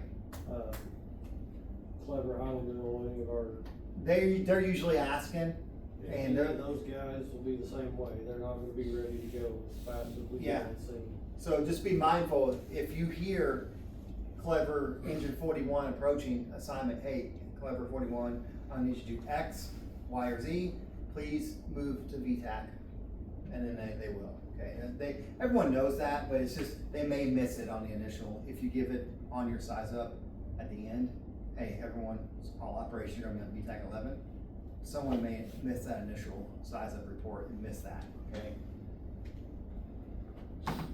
So when you do transfer command, obviously, the good thing is more likely if the battalion rolls in, he's gonna know, right? But relay this information to the higher ranking officer when he or she arrives, right? So when they arrive, hey, tell them what you got going on, we're gonna be on VTAC, we're on VTAC. And he just, no changeover, okay? Incoming ICs should be able to handle these comms without incident if communications have been established correctly, right? So all these things, if you are on the correct channel and everyone knows to be on VTAC, all this stuff can be communicated and everyone will hear it, right? So obviously CAN reports, so your progress reports, right? In and out, inside, out, and outside. Transfer of command, everyone should hear it if they're on the right channel. That's why it's important for everyone to be on the right channel. If there's gonna be a change in command post location, so if you went, let's say you said you were mobile and then all of a sudden you were done with your 360 and no one's still there, you might wanna say, hey, command will now be located at wherever your engine is, okay? Progress or lack of progress towards the incident stabilization, right? So if we're really kind of stuck here, right? Can't find it, we can't put it out because for whatever reason we don't have enough water, conditions are just more than what we can handle, right? So direction of fire spread, that's huge. Exposures by direction, height, occupancy, and distance. So, okay, I'm gonna hit that a little bit. Unanticipated actions or events, anticipated actions, and a need for additional resources. Reports, so there's several different types of reports that will need to be done, okay? So for you guys, so certain benchmarks need to be relayed to dispatch, okay? Get some of these things kind of stuck in your head. So the first one should be primary search started and when it ends, right, and the results. So then that's time stamped and we can kind of see that. For your incident command scenarios, fire under control, okay? And then when fire's out. So there's certain benchmarks that need to be given to dispatch so they know. And we can use those for our reports. But CAN reports from the inside and then conditions on the outside, those things need to be going back and forth between the inside crews and the incident commander. So individual units provide tactical progress to reports. So what could happen is if you have all your, let's just write it down real quick. Let's say you have FA, right? Fire attack, FA, you have vent group, okay, you have search, and you have red. And then let's just put rehab there for fun. Okay, all right. So you have all this going on, right? You have all these going on. So these individual groups, right? You can ask them, vent group, what's your status, right? Vent group, you know, fire attack, what's your status? Search group, blah, blah, all that, right? You're only talking to one guy, one person. That's easy peasy, right? Reports must be accurate and concise. And here's let me back up a little bit. The good thing about this is vent group and fire attack can talk to each other. Vent group doesn't need to call IC and say, we're ready, right? Vent group can call fire attack and go, hey man, we're in place. You just let us know when you make it there and we will coordinate this and we'll get this going, right? So search group they could probably communicate with anybody really and tell them, give them progress. But everyone's probably gonna hear that on the radio. They're just gonna hear everything, right? Rehab, sure, the rehab officer, they may or may not respond, or, unless you have a ton of people in rehab on a big scene, you may have a single person to talk to rehab. Hey, how many crews I have there? Hey, give me a crew out of rehab, right? I need an engine company out of rehab. Rehab guy go, yep. What engine company that have that's together, right? Crew integrity, right? And you report back up to the command post for you being reassigned. And then obviously, if there's gonna be any, the form of communication, right, that we use is gonna be based on your SOP, right? Formal, informal, TAC channels, all that stuff, it's gonna be based on our SOPs. So, talk about comms. Now we're gonna talk about identifying potential changes in conditions, right? So, if you observe fire behavior indicators or anticipate how conditions may change, you need to be able to identify flow path. There's a picture, and we get more into this, there's a picture that we'll talk about that a little bit. Identify building construction type. I feel like these are out of order. That's okay. Locate alternative exits and then identify possible safe havens. So safe haven in a structure fire could be a room that's uninvolved, right? That's closed off, door closed, no smoke, right? That could be a safe haven, or maybe even light smoke, a little smoke, right? Something that's tenable. That could be a safe haven. So, now you're going to transmit your report, right? Now you're going to take in all this information. Now you're going to out to the world, okay? So, you're going to provide ride instructions and assignments to arriving units. This is where the fun part comes, right? So now this is when you're sitting down at the table and you're looking at your screen and you're in your command assessment, and then Engine 22 is arriving and you're the IC. You're going to say, Engine 22, I'm going to need you to do whatever you need them to do, right? Based on whatever you see, right? And you're going to pick one of these things or possibly one of these things and have them and assign them to that, okay?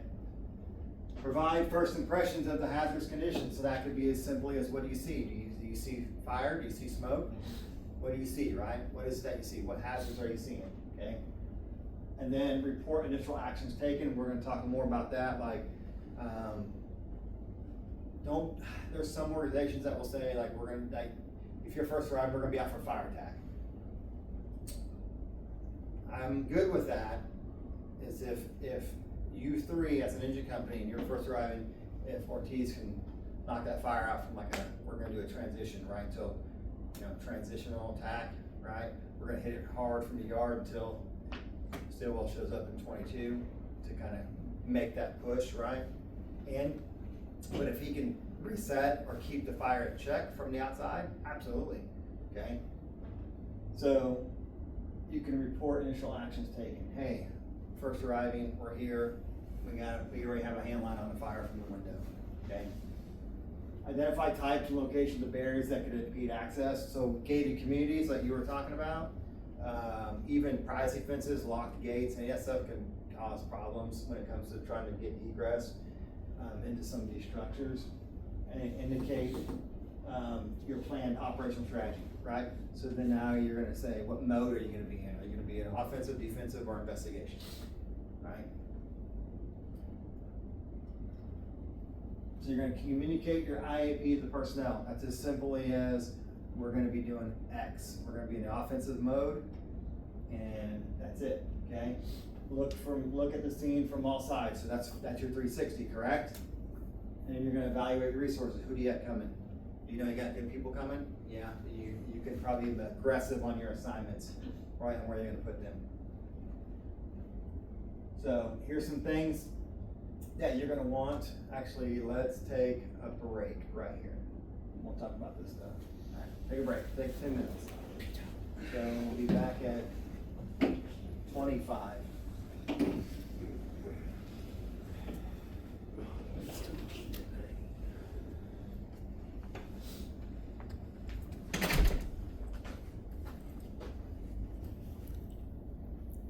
That's pretty good.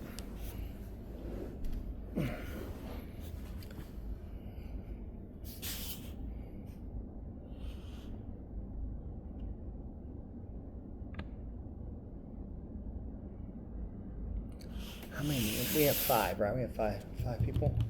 Okay, perfect. Yeah, 4 plus 1, that'll be perfect.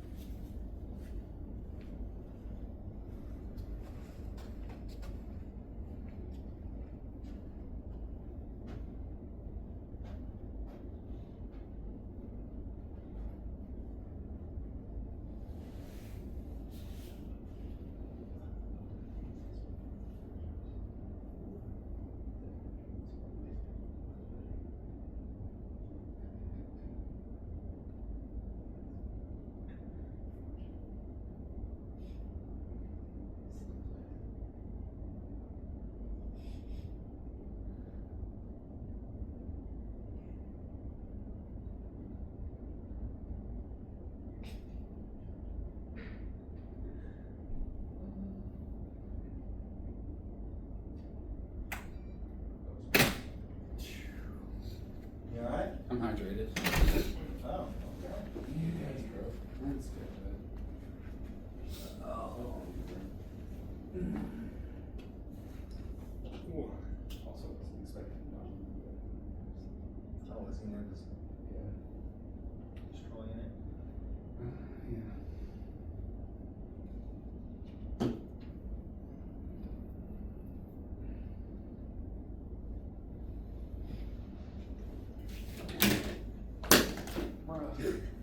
Bruh. My bad. Apologies. So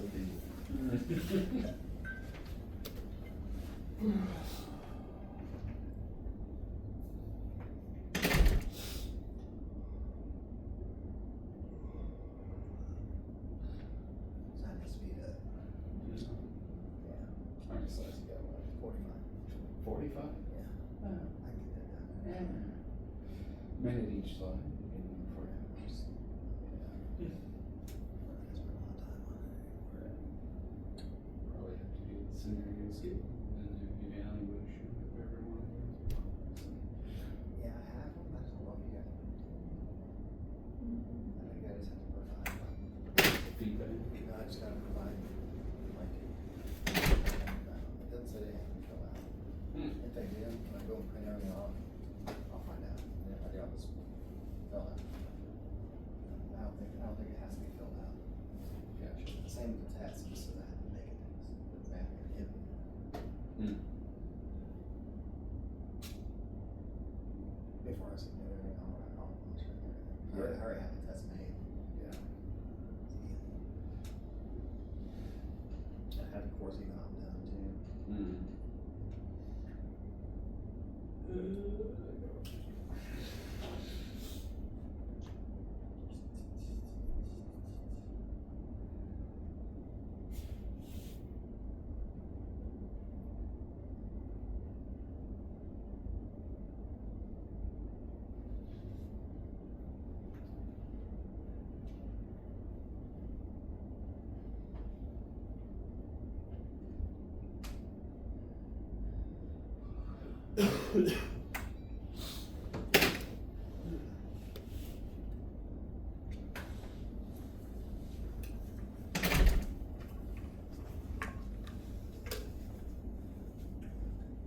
Everybody back? Alright, let's cut this break short and let's get rolling. Alright. Okay, so when you guys are doing your size up, you're doing your 360 and any of that stuff, right? You're gonna want to take a look at your smoke conditions, right? So I want to make sure I get this right. The volume of smoke, right, will tell you where the fire's at. Okay, tells you where the fire's at. The velocity is going to tell you where it's going to go, where your fire's going to go. That's because that's where all the energy is, right? Volume is where the fire's at. Velocity is where it's going to go. So if you see a ton of smoke somewhere, a lot, that's where your fire is, right? If you see a lot of smoke, like let's say, this picture, I kind of picked this picture on purpose, and I'll talk about it here in a little bit. So if you have a ton of smoke on the back of the structure, huge amounts, but you have a lot of smoke pouring out of this super fast, right? Because this door's open, now you have a flow path, that energy is coming out that way, and that fire is gonna eventually be on your doorstep pretty quick. Okay, make sense? Okay, so now, smoke. We wanna look at the volume of the smoke discharge, location, right? And the color density and velocity. When I saw this picture and I took it off the internet, right, that's what we do, we borrow. I'm like, wow, that looks like, I see 3 different colors of smoke there. Maybe I'm wrong, maybe I'm blind, but let's just pretend that there's 3 different colors. Can you see that? Yeah. Okay, right? So like right here, what color is that up there? Brown, right, brownish, right, that's what I thought. Let's just say for this conversation, that's brown. What does that tell you? Free burn. Yep, what else? And then maybe structure, right? So it's natural, something natural on fire. This black smoke right here, what do you think that is? Synthetics, right? Burn carbon. Yeah, hydrocarbon. Now, what do you think this is? That's zero burn. That's the unburnt material that's already on fire inside. It's got water on it. Yep, that's steam. See this hand line in there? That's steam conversion, okay? So they're doing something. So they got some, I may be wrong. I could be wrong, but for this, I believe this is steam, this is structural, this is It contents. looks like steam coming out Yeah. the far side too. Yeah, like right here as well. Right there. And look, they even had a collapse, right? So we have 3 types of smoke in this picture.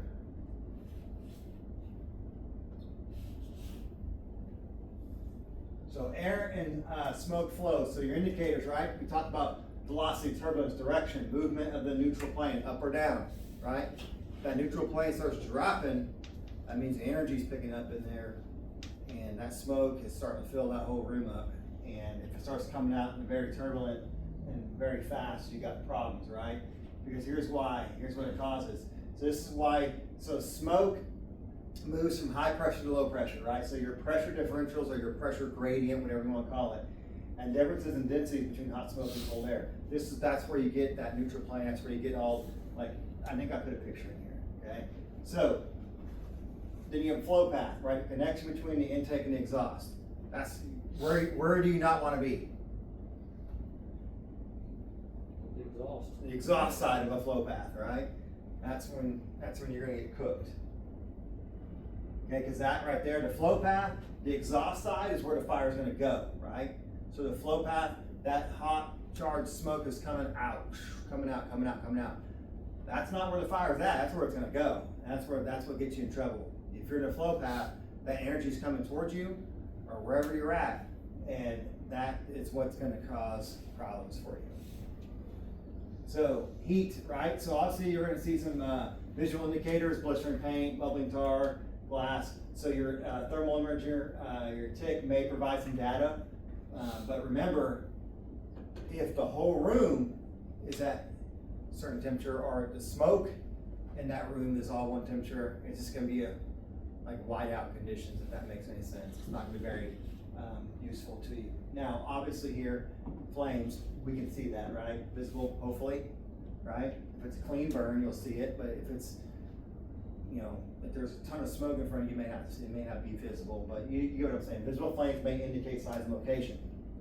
Size and extent of fire may indicate effects of the fire streams on flame and combustion. Flames building from the outside, right, can allow firefighters to assess flame indicators, ventilation, airflow. Absolutely. Once it's vented through a window or a roof, it's really easy to see what's going on. You can see pictures upon pictures of that. Once a room's flashed over, it's just like, oh, cool. So do you also need to take an evaluation of fire growth and development, right? So here's some things. So here's some that are gonna affect your decisions and right, and what you're gonna have people do, okay? So you need to kind of forecast the fire growth and development, right? You identify your scene hazards and then your ventilation flow path. That's gonna determine what type of fire attack you may do or what type of operation strategy you may be in. You may be offensive or defensive, right? And that can change, and we'll talk about that. So obviously here, you're gonna do a risk assessment real quick. You're gonna make a decision based on acceptable risk, right? Risk a lot, save a lot, risk a little, save a little, right? We talk about that all the time. Okay, this risk assessment is gonna be ongoing because it can change, right? It can go from risking a little, save a little, to all of a sudden it's risking a lot, save a lot, right? Because of some updated information, right? So what the initial information is, there's no one there, right? No one's at home, and they're in the middle of a primary search, right? Let's just play worst case scenario. They're in the middle of a 2-story home, they're doing their primary search, first division, Division 1, right? Homeowner comes flying ass in there, pulls the car out and says that their mother-in-law's upstairs. You went from, now we're really gonna amp this up, right? Save a little, because we just assumed that there's no one there, we made an assumption, then we found out from credible information that there is someone there. Now our risk assessment just went from here to here, okay? Now we're gonna risk a lot. Risk assessment may influence incident goals and priorities, yeah, for sure. So you could be over here, right, doing incident stabilization by protecting exposures and doing this, and all of a sudden this creeps up on you. Okay, that's obviously gonna change your incident priorities for sure. So initial decisions must be made based on accurate, complete information as best you can, right? Visible clues provide condition indicators. Company officers should seek confirming indicators and factors when making critical decisions. So here we go. Now we're gonna get into like, what are you gonna do, right? You're the first arriving IC. What are you gonna have people do, right? This guy's like, I want you to do X, Y, or Z, right? So, right over here, right? Fire attack, surge, vent, rehab, right? You're gonna set up a rehab, because who comes on the first alarm fire for us, with us? Cox, EMS. You could probably make them rehab, but yes, they're there for us. They're there for a patient, but initially you could probably assign them to rehab, and there's a victim, we'll get another unit coming. But you could assign them rehab for the jump, right? So now that you see what I'm talking about, you have 1, 2, 3, 4, 5 functional groups, right? There's only 5 people you need to talk to. So there's really only 5 things you need to be worrying about. Right? So now we're gonna talk about operational strategies, okay? Are we gonna go find the fire, right? Or are we gonna sit out here and spray it from the yard, right? Okay? This operational strategy is dependent on your analysis of what you see going on, right? So if there's a potential for let's say a high potential for collapse, right? If the structural integrity of the building is so far beyond doubt that you don't wanna risk it, right? The scales are gonna be probably tipped in this direction, right? But a room and contents, and the scales are tipped way over here now, okay? So here's the deal. You're gonna do your risk benefit analysis, right? Offensive, benefits of fire attack outweigh risks to responders, right? We know room and contents, we know even a single room involvement, 2-room involvement, we're going in. As far as I'm concerned, as long as the roof ain't burnt off, or even if the roof is burnt off, we're gonna go in. But anyway, you get what I'm saying. We're gonna do offensive, okay? If there's no concern for roof collapse or there's no integrity issues to the floor, we're going in, okay? So now, when it comes to your risk benefit analysis over defensive, offensive strategy would unnecessarily endanger firefighters. Someone give me an example of like, what do you think that would mean? Well, give me a situation that would be unnecessarily, that we don't need to go into. Anything. It's not viable for life and not worth saving. What, the structure? Yeah, the structure. Like, what determines that? Percentage that's involved. Okay, Involved in the structure based on the construction of the building. okay, perfect, right. So, we gotta choose our words correctly, right? If it's fully involved, right? Fully involved, not just like fire from a window, right? Windows, that's not fully involved, but fully involved structure, 100%. Like definitively, fully involved, we're obviously gonna go defensive, right? Okay? Occupants are not savable. Once again, it goes back to viable, tenable spaces, right? That goes back to your comfortability. Conditions indicate that survival of trapped victims are unlikely. Once again, that is your comfortability. Property is not salvageable. 100% involved, it ain't me saving it, right? No threat to occupant life. Okay. I don't know. If there's no threat, if we deem it primary search complete, you think we're just gonna back out? Because now all of a sudden we don't have a life threat anymore? Because our third priority is always property conservation. Sometimes that means being offensive Right, to hit our third. exactly, property exactly. conservation. There's no way that if there's no threat to occupant life, that I'm gonna pull everyone out and go defensive, when we can go in there and make a quick hit on a room contents or a single room involvement fire and be done, right? Because you're absolutely right. We would not be doing the public, we didn't do anything to protect their property. It's because, oh, you're not home, we'll just let it burn. We're gonna back out even though we're already in here. Okay, so resources. So when it comes to resources, when would you do an offensive attack? Well, here's our offensive strategy is when you have enough to implement, right, and accomplish it and affect the plan. So if you know that your first alarm is gonna get you enough, you can go ahead and start initiating. You're gonna be operating in offensive mode, right? From the jump. Now, sometimes Station 5 zone, depending on where that is, you may have to start here, right? And it has nothing to do with your capabilities. It could just be simply the amount of fire exceeds your ability with what you have on scene already. It's just 2 men in a truck up there. Yeah, you have what, 1,500 gallons, whatever, 1,250, whatever it is. But like, what are you gonna effectively do with just 2 you guys? Okay, I mean, you potentially, like, talk off camera, but potentially you can do some stuff, but like, for the sake of this class, you're not gonna be going in, right? So too few personnel or lack of trained personnel, yeah, we're gonna be defensive, okay? And we've actually seen this a lot. We've seen that a lot, like in some of our rural departments where we show up and it's like they have no one that's qualified and we're just strictly doing defensive unless we have enough people to go in. Or you have an inability to provide adequate water flow. So that happens. If you go in undergunned from the jump and that fire gets ahead of you and it just keeps growing no matter what, and because you didn't provide enough GPM to take it out, you're gonna have to go defensive. Lack of appropriate apparatus or equipment. Goes right back to what he was talking about, his church fire in Aurora, right? They didn't have enough water flow probably, guarantee it. He said they took the whole city out, okay? They didn't have enough They didn't have probably enough appropriate apparatus and equipment there to do that. At that point, I don't know what you would need to fix that. So here's some other reasons, right? So structural integrity, right? So if the integrity for you to go offensive, 360 size up, and the information gathered does not indicate a structural collapse, right? You go do your 360, boom, roof's intact, you're good to go, right? There's no roof members that are involved. Even if they are involved, you're still going to potentially go in. Contents are on fire, but the fire is not spread to structural members, right? That's the difference between room and contents and a structure fire, okay? 100%. If it's a room and contents, we're offensive all day. If the roof is not compromised, offensive all day.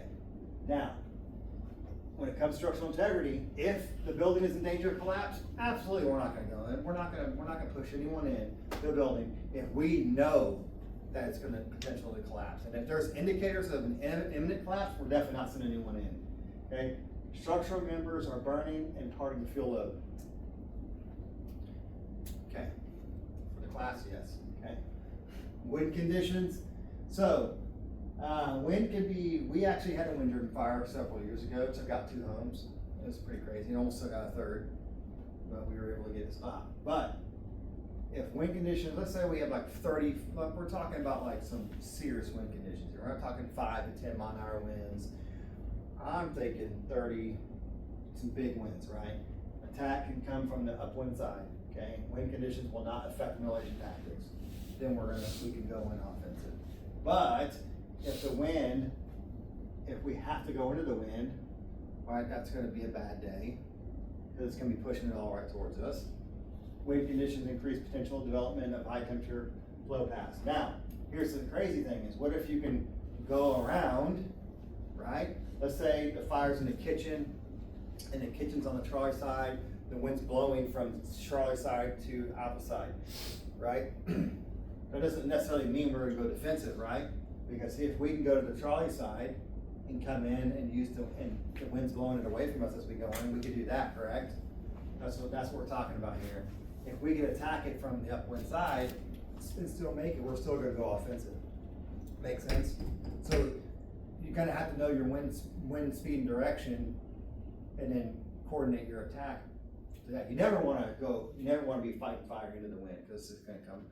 Because with the winds plus the flow path, this is going to make that flow path, one, it's going to make it hot, and it's going to be on you really fast. All right, so let's talk about some offensive strategies, right? So this guy right here, he's in it, right? He's inside the structure fighting fire. That's what we're talking about. Okay, so in order to do an offensive fire attack, right, you have to assess the risk and take action to reduce the risk, right, of what's going on. Right, then you're going to go in, and what are you going to do? You're either going to do a direct fire attack, right, or an exterior, right, or you can do transition. Now, exterior, okay, I sometimes will tell people we're doing offensive, but we're going to be in a defensive posture. That means we're going to start from the outside and then work our way in. So it's kind of like a transition.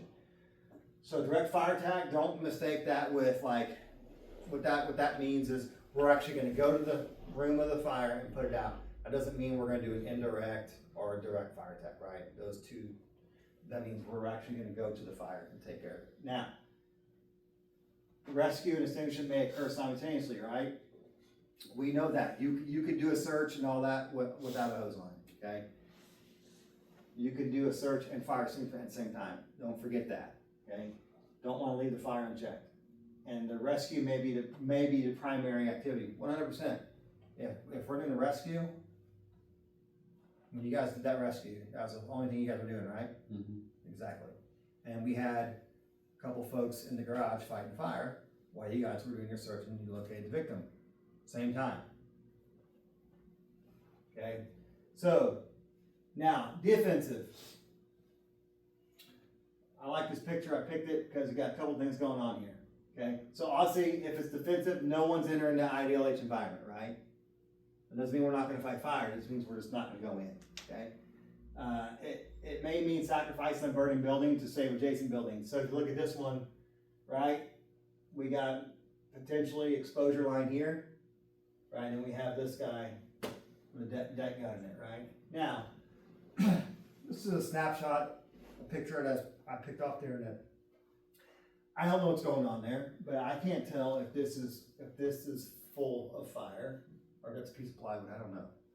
Let's just say that's fully involved. I can't tell, but there's probably nothing going on. What are you gonna do? If that's fully involved right there, what are you gonna do? But that's just plywood. That may indicate that's a vacant building, right? And there again, why are we even messing with it, right? So according to this picture, these folks have already told themselves we're going defensive. So now they're gonna do a fire attack there, and then they're gonna do exposure protection there. So obviously, right here, one of your main priorities, right? So now, right, defensive strategy, one of our main priorities is gonna be exposures, right?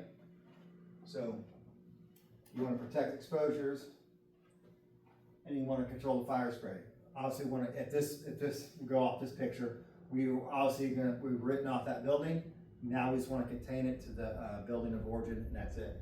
We don't want the neighbors over here, or potentially back behind there to be involved, right? So confine the fire to involved structures without entering the building. That's what defensive means. Probability of saving lives is unlikely, and the risk of firefighters outweighs the possible gain. May indicate a need for additional resources. 100%. Like, depending on the structure size, you may need another master stream. You may need a ladder truck. You know, who knows? You may need a couple ladder trucks, right? Like 4 of them. You know? So now we have offensive, where we're gonna risk a lot, say a lot to go in. We have defensive, where we're just gonna not, okay? But then you can transition from one to the other, okay? And you can start out defensively because you don't have enough resources, you don't have enough water, you don't have, whatever, you don't have enough resources, whatever those are, you don't have enough, okay? But then you also get all this. The cavalry comes to help. Then you can switch from defensive to offensive, or if something changes, you can go from offensive to defensive depending on if your progress or lack of progress is the problem, okay? So, transitions and strategies may occur at any time, usually because of rapid changing conditions, good or bad, okay, good or bad. So, but typically, it's usually bad, right? We're offensive, something bad has happened, we didn't get a good look on a fire, or we couldn't find it fast enough, it gets into the roof structure, and we pull people out, okay? So transition from defensive to offensive is more common and less dangerous. Yeah, because here, think of it this way. So if you start out defensive, you're kind of like softening it up, right? You're just kind of, I don't want to say you're messing with it, but you're kind of softening it up so then you can go in for the knockout punch when you have people coming in, right? So transition from offensive to defensive occurs when conditions deteriorate rapidly and unexpectedly. So something bad happened. We didn't do our job good enough, okay? We didn't assign enough people. We didn't assign enough resources to knock the job or to get the fire out under control, whatever. Or we didn't have enough water, okay? IC calls for transitions when needed. So here we go. So now, when do we do this? So when we go from offensive to defensive, here's what it is. When conditions change rapidly, IC must quickly decide whether to shift to defensive strategy, right? You don't want to waste time, because that could get someone hurt or killed. The nature of transition depends on how fast the situation evolves. So it could be an immediate deal, right? It could be like, everyone evacuate now. Whatever evacuation signals you use. The IC communicates the change, so all personnel requests a PAR. So anytime you change strategies like that, you have to do a PAR check, always. It's essential that all personnel are fully aware of transition. That's why everyone should be on the same channel. It goes back to previous slides about proper communications and establishing that and knowing that you have good comms so everyone hears that you're making a transition, okay? Here's some more points on going offensive and defensive. So assign selected units to maintain position and secure address routes, right? So what you're gonna wanna do is you wanna make sure that you have people here to, so we talk about unprotected stairwells in homes, right? You wanna make sure you protect egresses for these crews that are coming out, okay? Ensure hand lines are not abandoned unless operationally unavoidable, right? So if a collapse is imminent, yeah, you're gonna dump it and go. But if you're just doing a retreat out to reset, just bring your hand line out with you, right? Let's still drop it and go. Make sense? Confirm that rig are positioned and ready to deploy for immediate support, okay? If something was to happen during this transition. Direct companies to maintain focus and continue executing assigned objectives during the transition phase. So make sure that we still got a job to do, and then you're gonna continue to execute that until we complete the change, and then we'll reassess, okay? So now here's some other things. Want to maintain situational awareness to detect changes in behavior and integrity. That's gonna be huge, because if you're deep in a structure and they're calling for you to evacuate, you're gonna need to be mindful of like, okay, obviously they're seeing something out there, and be mindful of what's going on around you. Be familiar with your department's evacuation signals. Continuously monitor the radio for updated orders and critical information. So that's gonna be coming from the IC, hopefully. Like saying, hey, like, this is happening, okay? Stay calm, okay? Don't freak out. Just because you're told to evacuate doesn't mean you gotta run down the stairs and leave your people behind, okay? Remain with your team at all times to ensure accountability. Use the hose line as a physical guide, right? You learned that in Fire 1 too. You used to fire the hand line as your way out, okay? Keep the nozzle set to appropriate pattern to provide protection if you need to, right? So if it's an extreme fire event, you might want to probably switch that over to something else to protect you. Evacuate swiftly but safely, prioritizing speed and caution. Respond immediately to PAR requests, and understand and adhere any SOPs when it comes to how you're going to do offensive or defensive operations. So now we're going to go the other way. Now we're going to go defensive to offensive. So the first fighting unit. So for example, if Engine 25 here in Nixa shows up on a fire scene and there's only 2 men in the truck, right? That they may initially operate a defensive strategy until additional resources arrive, right? Makes sense? Right? I used to tell people all the time, we're going to get the scene set up. We're going to get the scene set up, we're going to get hand lines deployed, we're going to do everything that we can until everyone gets there, and when the cavalry shows up, we'll go immediately right to work. We'll have hand lines down, and if we can attack the fire from a safe area, we will, but at least we can get the scene set up for people coming in. So defensive approach may be necessary when staffing is insufficient to meet the 2 in, 2 out requirement, okay? Firefighters can focus on protecting exposure and containing fire spread while awaiting reinforcement. That's what I was talking about. So we can effectively keep the fire at bay or keep it checked until everyone comes in, and then we can make our good push in, okay? So initially up there, you may start out defensive potentially. Once sufficient personnel, apparatus, adequate fire flows in place, and then we can transition to an offensive interior attack. I think Engine 25, I think if you're way out there, that's a good example. Even way down south, in maybe like a River Fork Ranch down there, like if Station 2 gets there first, Engine 25 may be there, but you could be there a minute without some people. So here's the thing. Supervisors and company officers, you must maintain awareness of your people, right? Of their location, and perform a thorough accountability check once everyone's complete. So imagine if you're the IC and you have all these pucks, right?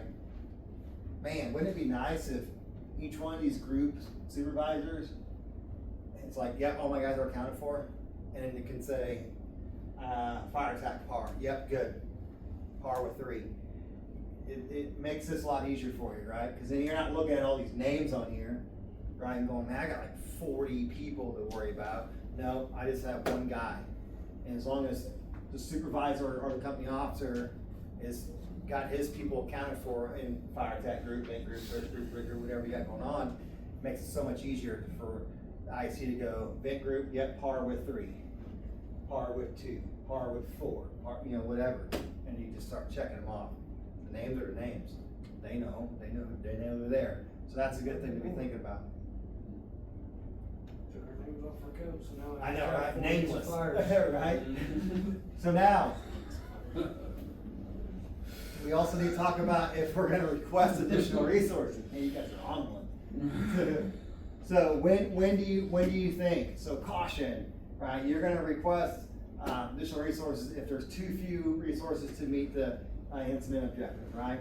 So then you're gonna request additional resources in a timely manner, right? So you wanna make sure you get 2 in, 2 out, know your SOPs, and know your alarm assignments, right? Know what's on your alarm assignment and where they're coming from.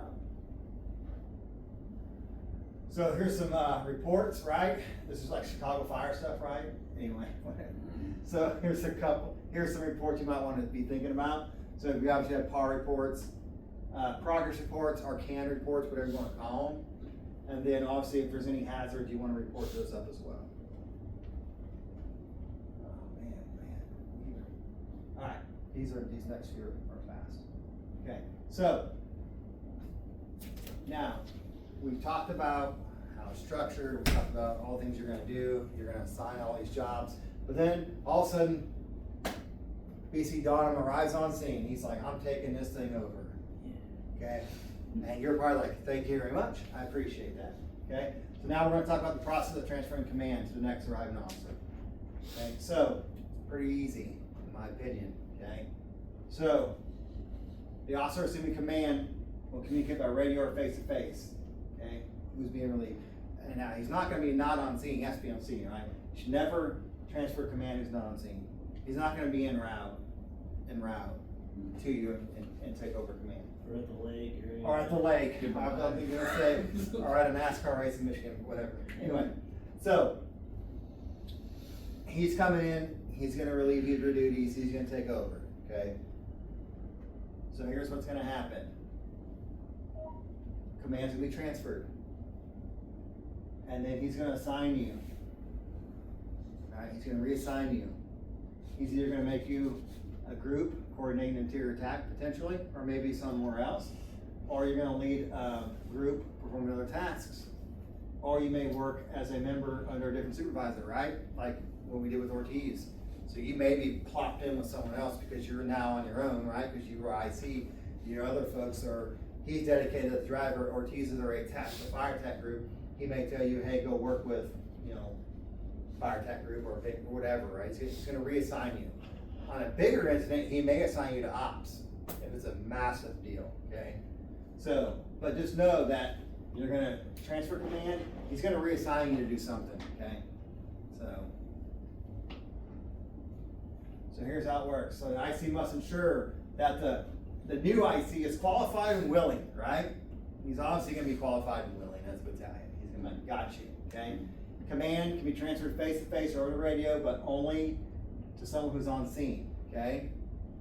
Then it may be transferred several times. If it's a massive incident, we have operational periods and all that stuff. It could be, we do it a lot. Like if it's we get there for a, initial structure fire call, he may arrive on scene first, do his thing, and also figure it out. This is like a smells and bells.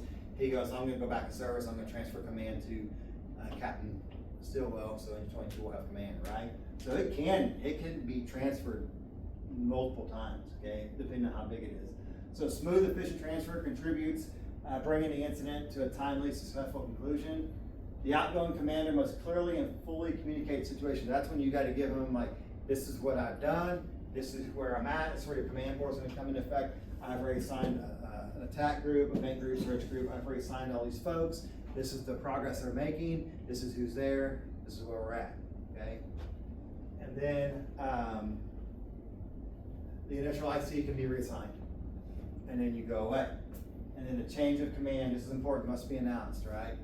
So he'll announce over the radio that Battalion 22 is assuming command from you, and then that he's now in charge, and then dispatch will hear all that, and they know who's in charge now, okay? And that's like the cycle of transferring command, okay? It's, the IC coming in has to be willing and qualified. You tell them exactly what you got planned, where your resources are, and what you may need, and you go get reassigned. So, what may you do, you might ask, right? Well, here you go, learn objective number 4. Describe the task you may be reassigned, okay, once you're relieved. So, obviously, part of your job is if you become a crew leader of any floor, you're gonna have all these things you have to worry about now. So not only did you go from worrying about like an overall incident problem, Now you're gonna go into a more task-oriented issue and start worrying about all these little problems, right? Selecting the tactics you're gonna do for whatever you're assigned, the tools you're gonna need, monitoring the safety of your people, coordinating resources, so vent with fire attack and et cetera, okay? So it's not that your brain is not being used anymore, it's being used in different space, okay? And then you need to be prepared for a change in tactics as well. So you have to you're gonna need to be able to shift your brain from going up here to now you're gonna be down here, okay? So I just want to kind of talk about this a little quick. So if you, for some reason, get attached to the fire attack group, you're gonna need to know, like, hopefully they've already selected the right hose line, but hopefully you don't have to be doing this, but there's some things that you need to be thinking about when it comes to selecting a hand line. When you verbally talk about this in your incident command, just kidding. So you want to select the correct hose line because it's obviously critical for efficiency and safety. The most important variable is flow rate. Initial attack line should provide a minimum of, that is actually incorrect now. It's going to be at least 150. So backup lines, let's talk about some other stuff here real fast. All right, so now, when you're reassigned or when you are part of any one of these groups here, make an entry, no matter what you're doing, is going to be important, right? So, if you're going to be making an entry, and because if you're a VIT group, you may have to make a trip. More likely not, but if your search or your fire attack or your rent, you may have to make entry, right? So, all these you have to really be paying attention to. So everyone needs to conduct a quick size up, right? So what do you want to size up? The door, right? Want to know what kind of door you have, inward, outward, you know, all those things. Hopefully a commercial structure or residential structure, it's going to be mostly, you know, normal, nothing crazy. Maintain situation awareness. So your size up, obviously you want to do that as you're like approaching it. Oh, that looks like it's an outward swinging door or whatever. Or I see some bolts that look weird. May include visual observation and use of a tip. Let's talk about some other stuff here. Right here. So this goes back to what we were talking about when you're making entry door control, okay? And why door control is important for anyone who's making entry here is because of this, right? So you have hot gases coming in, you have your neutral plane, and then you have fresh air going out. This is what we're talking about, flow path stuff. And you need to be paying attention to this. I think I have a picture. I guess I don't anymore. Okay. I had a picture of one where it showed it, but I guess I took it out.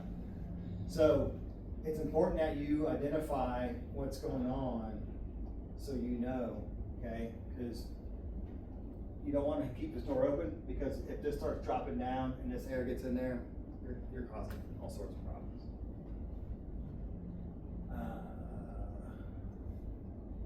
Okay, so this is where I want to get to. So what is important here with this, when you get reassigned, or even when you're IC, these things must be, some of the stuff must be coordinated, right? We also know that search doesn't really necessarily need to be coordinated, but we know ventilation and fire attack definitely must be coordinated with that, okay? Now, you're gonna wanna know, like, I'm not too worried about cause determination, that's whatever. Victim recovery, whatever. But this one, forcible entry, gotta be mindful of that because you are gonna create another ventilation point, right? And then you're also gonna create another flow path. So if these folks do this, or if this group does this, you're gonna need to be mindful of that, okay? So you're gonna have to know what's going on. So search and rescue. So if you are part of search group, you could be communicating with fire attack, right? Right? We talked about that. And same with ventilation. You don't need to talk to command. You don't need to. You can just cut the command out when it comes to talking, okay? Because there's, to me, when it comes to coordination, like, that's the quickest way to be coordinated, is to talk to each other versus talking to command, okay? So TAC crew leaders should be aware of search and rescue activities. It goes back to if he's Division 1 in your search group and you're operating in his division, you're gonna need to tell him that you completed his primary search for him. Because he's responsible for that primary search on that division. If for some reason you don't get it done or you didn't do it, now all of a sudden he has to allocate resources from his division to do that. Okay? So choose tactic that support searching firefighters, remain in communication with IC and search team to report changes. So if you're on the fire attack, the search team should be monitoring that radio and listening to you, or you may want to tell them what's going on, okay? Discovering victims that were not known to be in the structure, you also want to communicate that with the IC, continue attack or communicate and attempt to rescue the victim. That's gonna be a decision that you're gonna have to make on your own, right? If you were on the fire attack group and you come across a victim, what are you gonna do? Search and rescue team may take the hand line for protection, but not fire attack, right? So search, you're not gonna do fire attack. So ventilation, when it comes to ventilation, attack crews must remain in good comms event, right? We talked about that. Contact IC and coordinate water application event, I will disagree with that. Okay, that goes back to let's cut the middleman out. These two folks should be talking, vent should be ready to go. And as soon as they say, we're here to see the fire, go ahead and open. Or even if it's an outside vent guy at a window, right? And as soon as you make that hit, he pops that window and pushes all that stuff out. Same thing, okay? But it has to be coordinated, okay? So during or after water application, direct the crew to ventilate in the area that will allow you to safely proceed with fire tag. Sure, that's what we were just talking about. Communicate whether or not tactics have been successful. Coordination and communication may allow vent crews to reach safely if interior conditions indicate possible collapse. Vent crews should always know the location of interior crews. You don't want to drop anything down on their heads, right? All right, so last objective. So we talked about all these things, okay? But at the end of the day, you gotta have some like command presence and some composure. And there's gonna be some like certain characteristics that go along with that, right? And so we're gonna talk about some of those characteristics of a scene leader, okay? So obviously here, right, an effective leadership provides personnel with like purpose, right? Direction and motivation, right?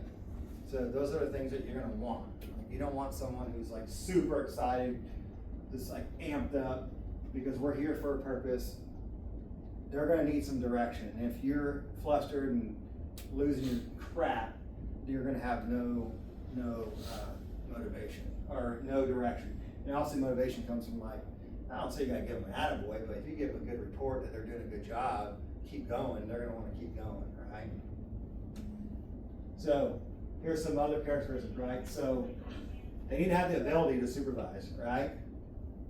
They need to have great communication, they need to be decisive, they can't be second guessing their decisions, right? Even if it's a wrong one, right? As long as they ain't like a safety thing, even if it's a wrong one, at least they made a decision, right?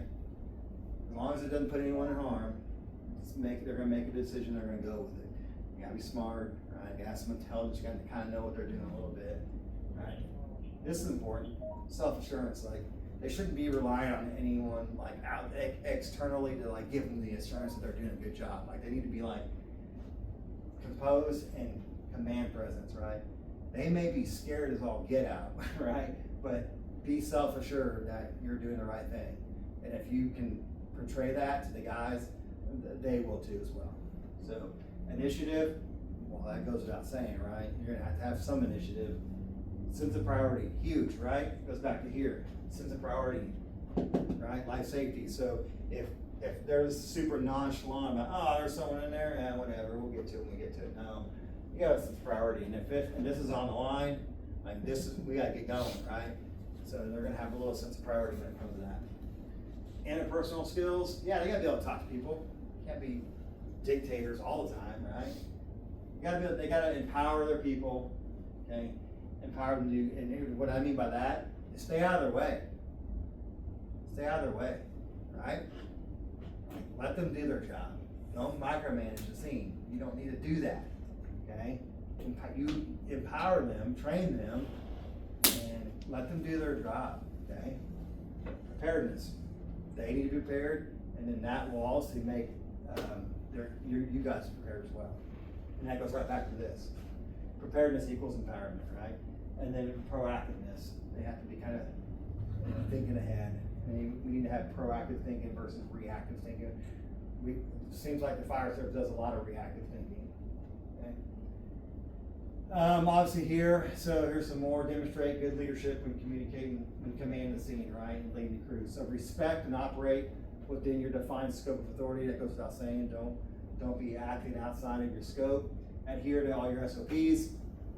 Develop a clear, actionable plan to achieve your operational objectives, like what we were talking about over there. Right? Understand and comply with all policies and guidelines. Maintain continuous situational awareness throughout the incident. Monitor and assess incident activities for both safety and operational progress. Provide clear, concise instruction. And this one's important. Set clear expectations, right? Don't set unknown. Don't have unknown or unspoken expectations, because people are not mind readers. If I want something done, I want to tell you the expectation of what I want, right? I don't want to sit back and not tell you what the expectation is, and then when you fail to meet it, I get on to you. And you had no idea what the expectation was, okay? And definitely don't have moving expectations either, okay? Empower your crew to complete the assigned task independently when appropriate, right? So I'm not saying you're gonna freelance, but I'm gonna let you do your job, right? Because that's what we're all hired and trained to do, is to do our job. And the only way you're gonna get the job done is if I allow you to do it, okay? And delegate non-critical tasks to maximize focus.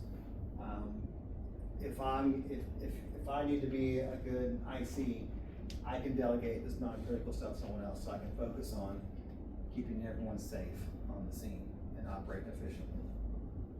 But at the end of the day, you just gotta have some values, right? You gotta have strong work ethic, kind of act a little ethical, right? And you gotta have some integrity. So without any of those things, no one's gonna listen to you on the wire anyway. Take a break. We'll get set up for our hands-on portion. You guys will all need radios. Let me push pause on this.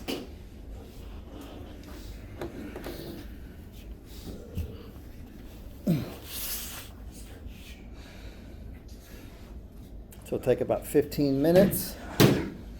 Dude.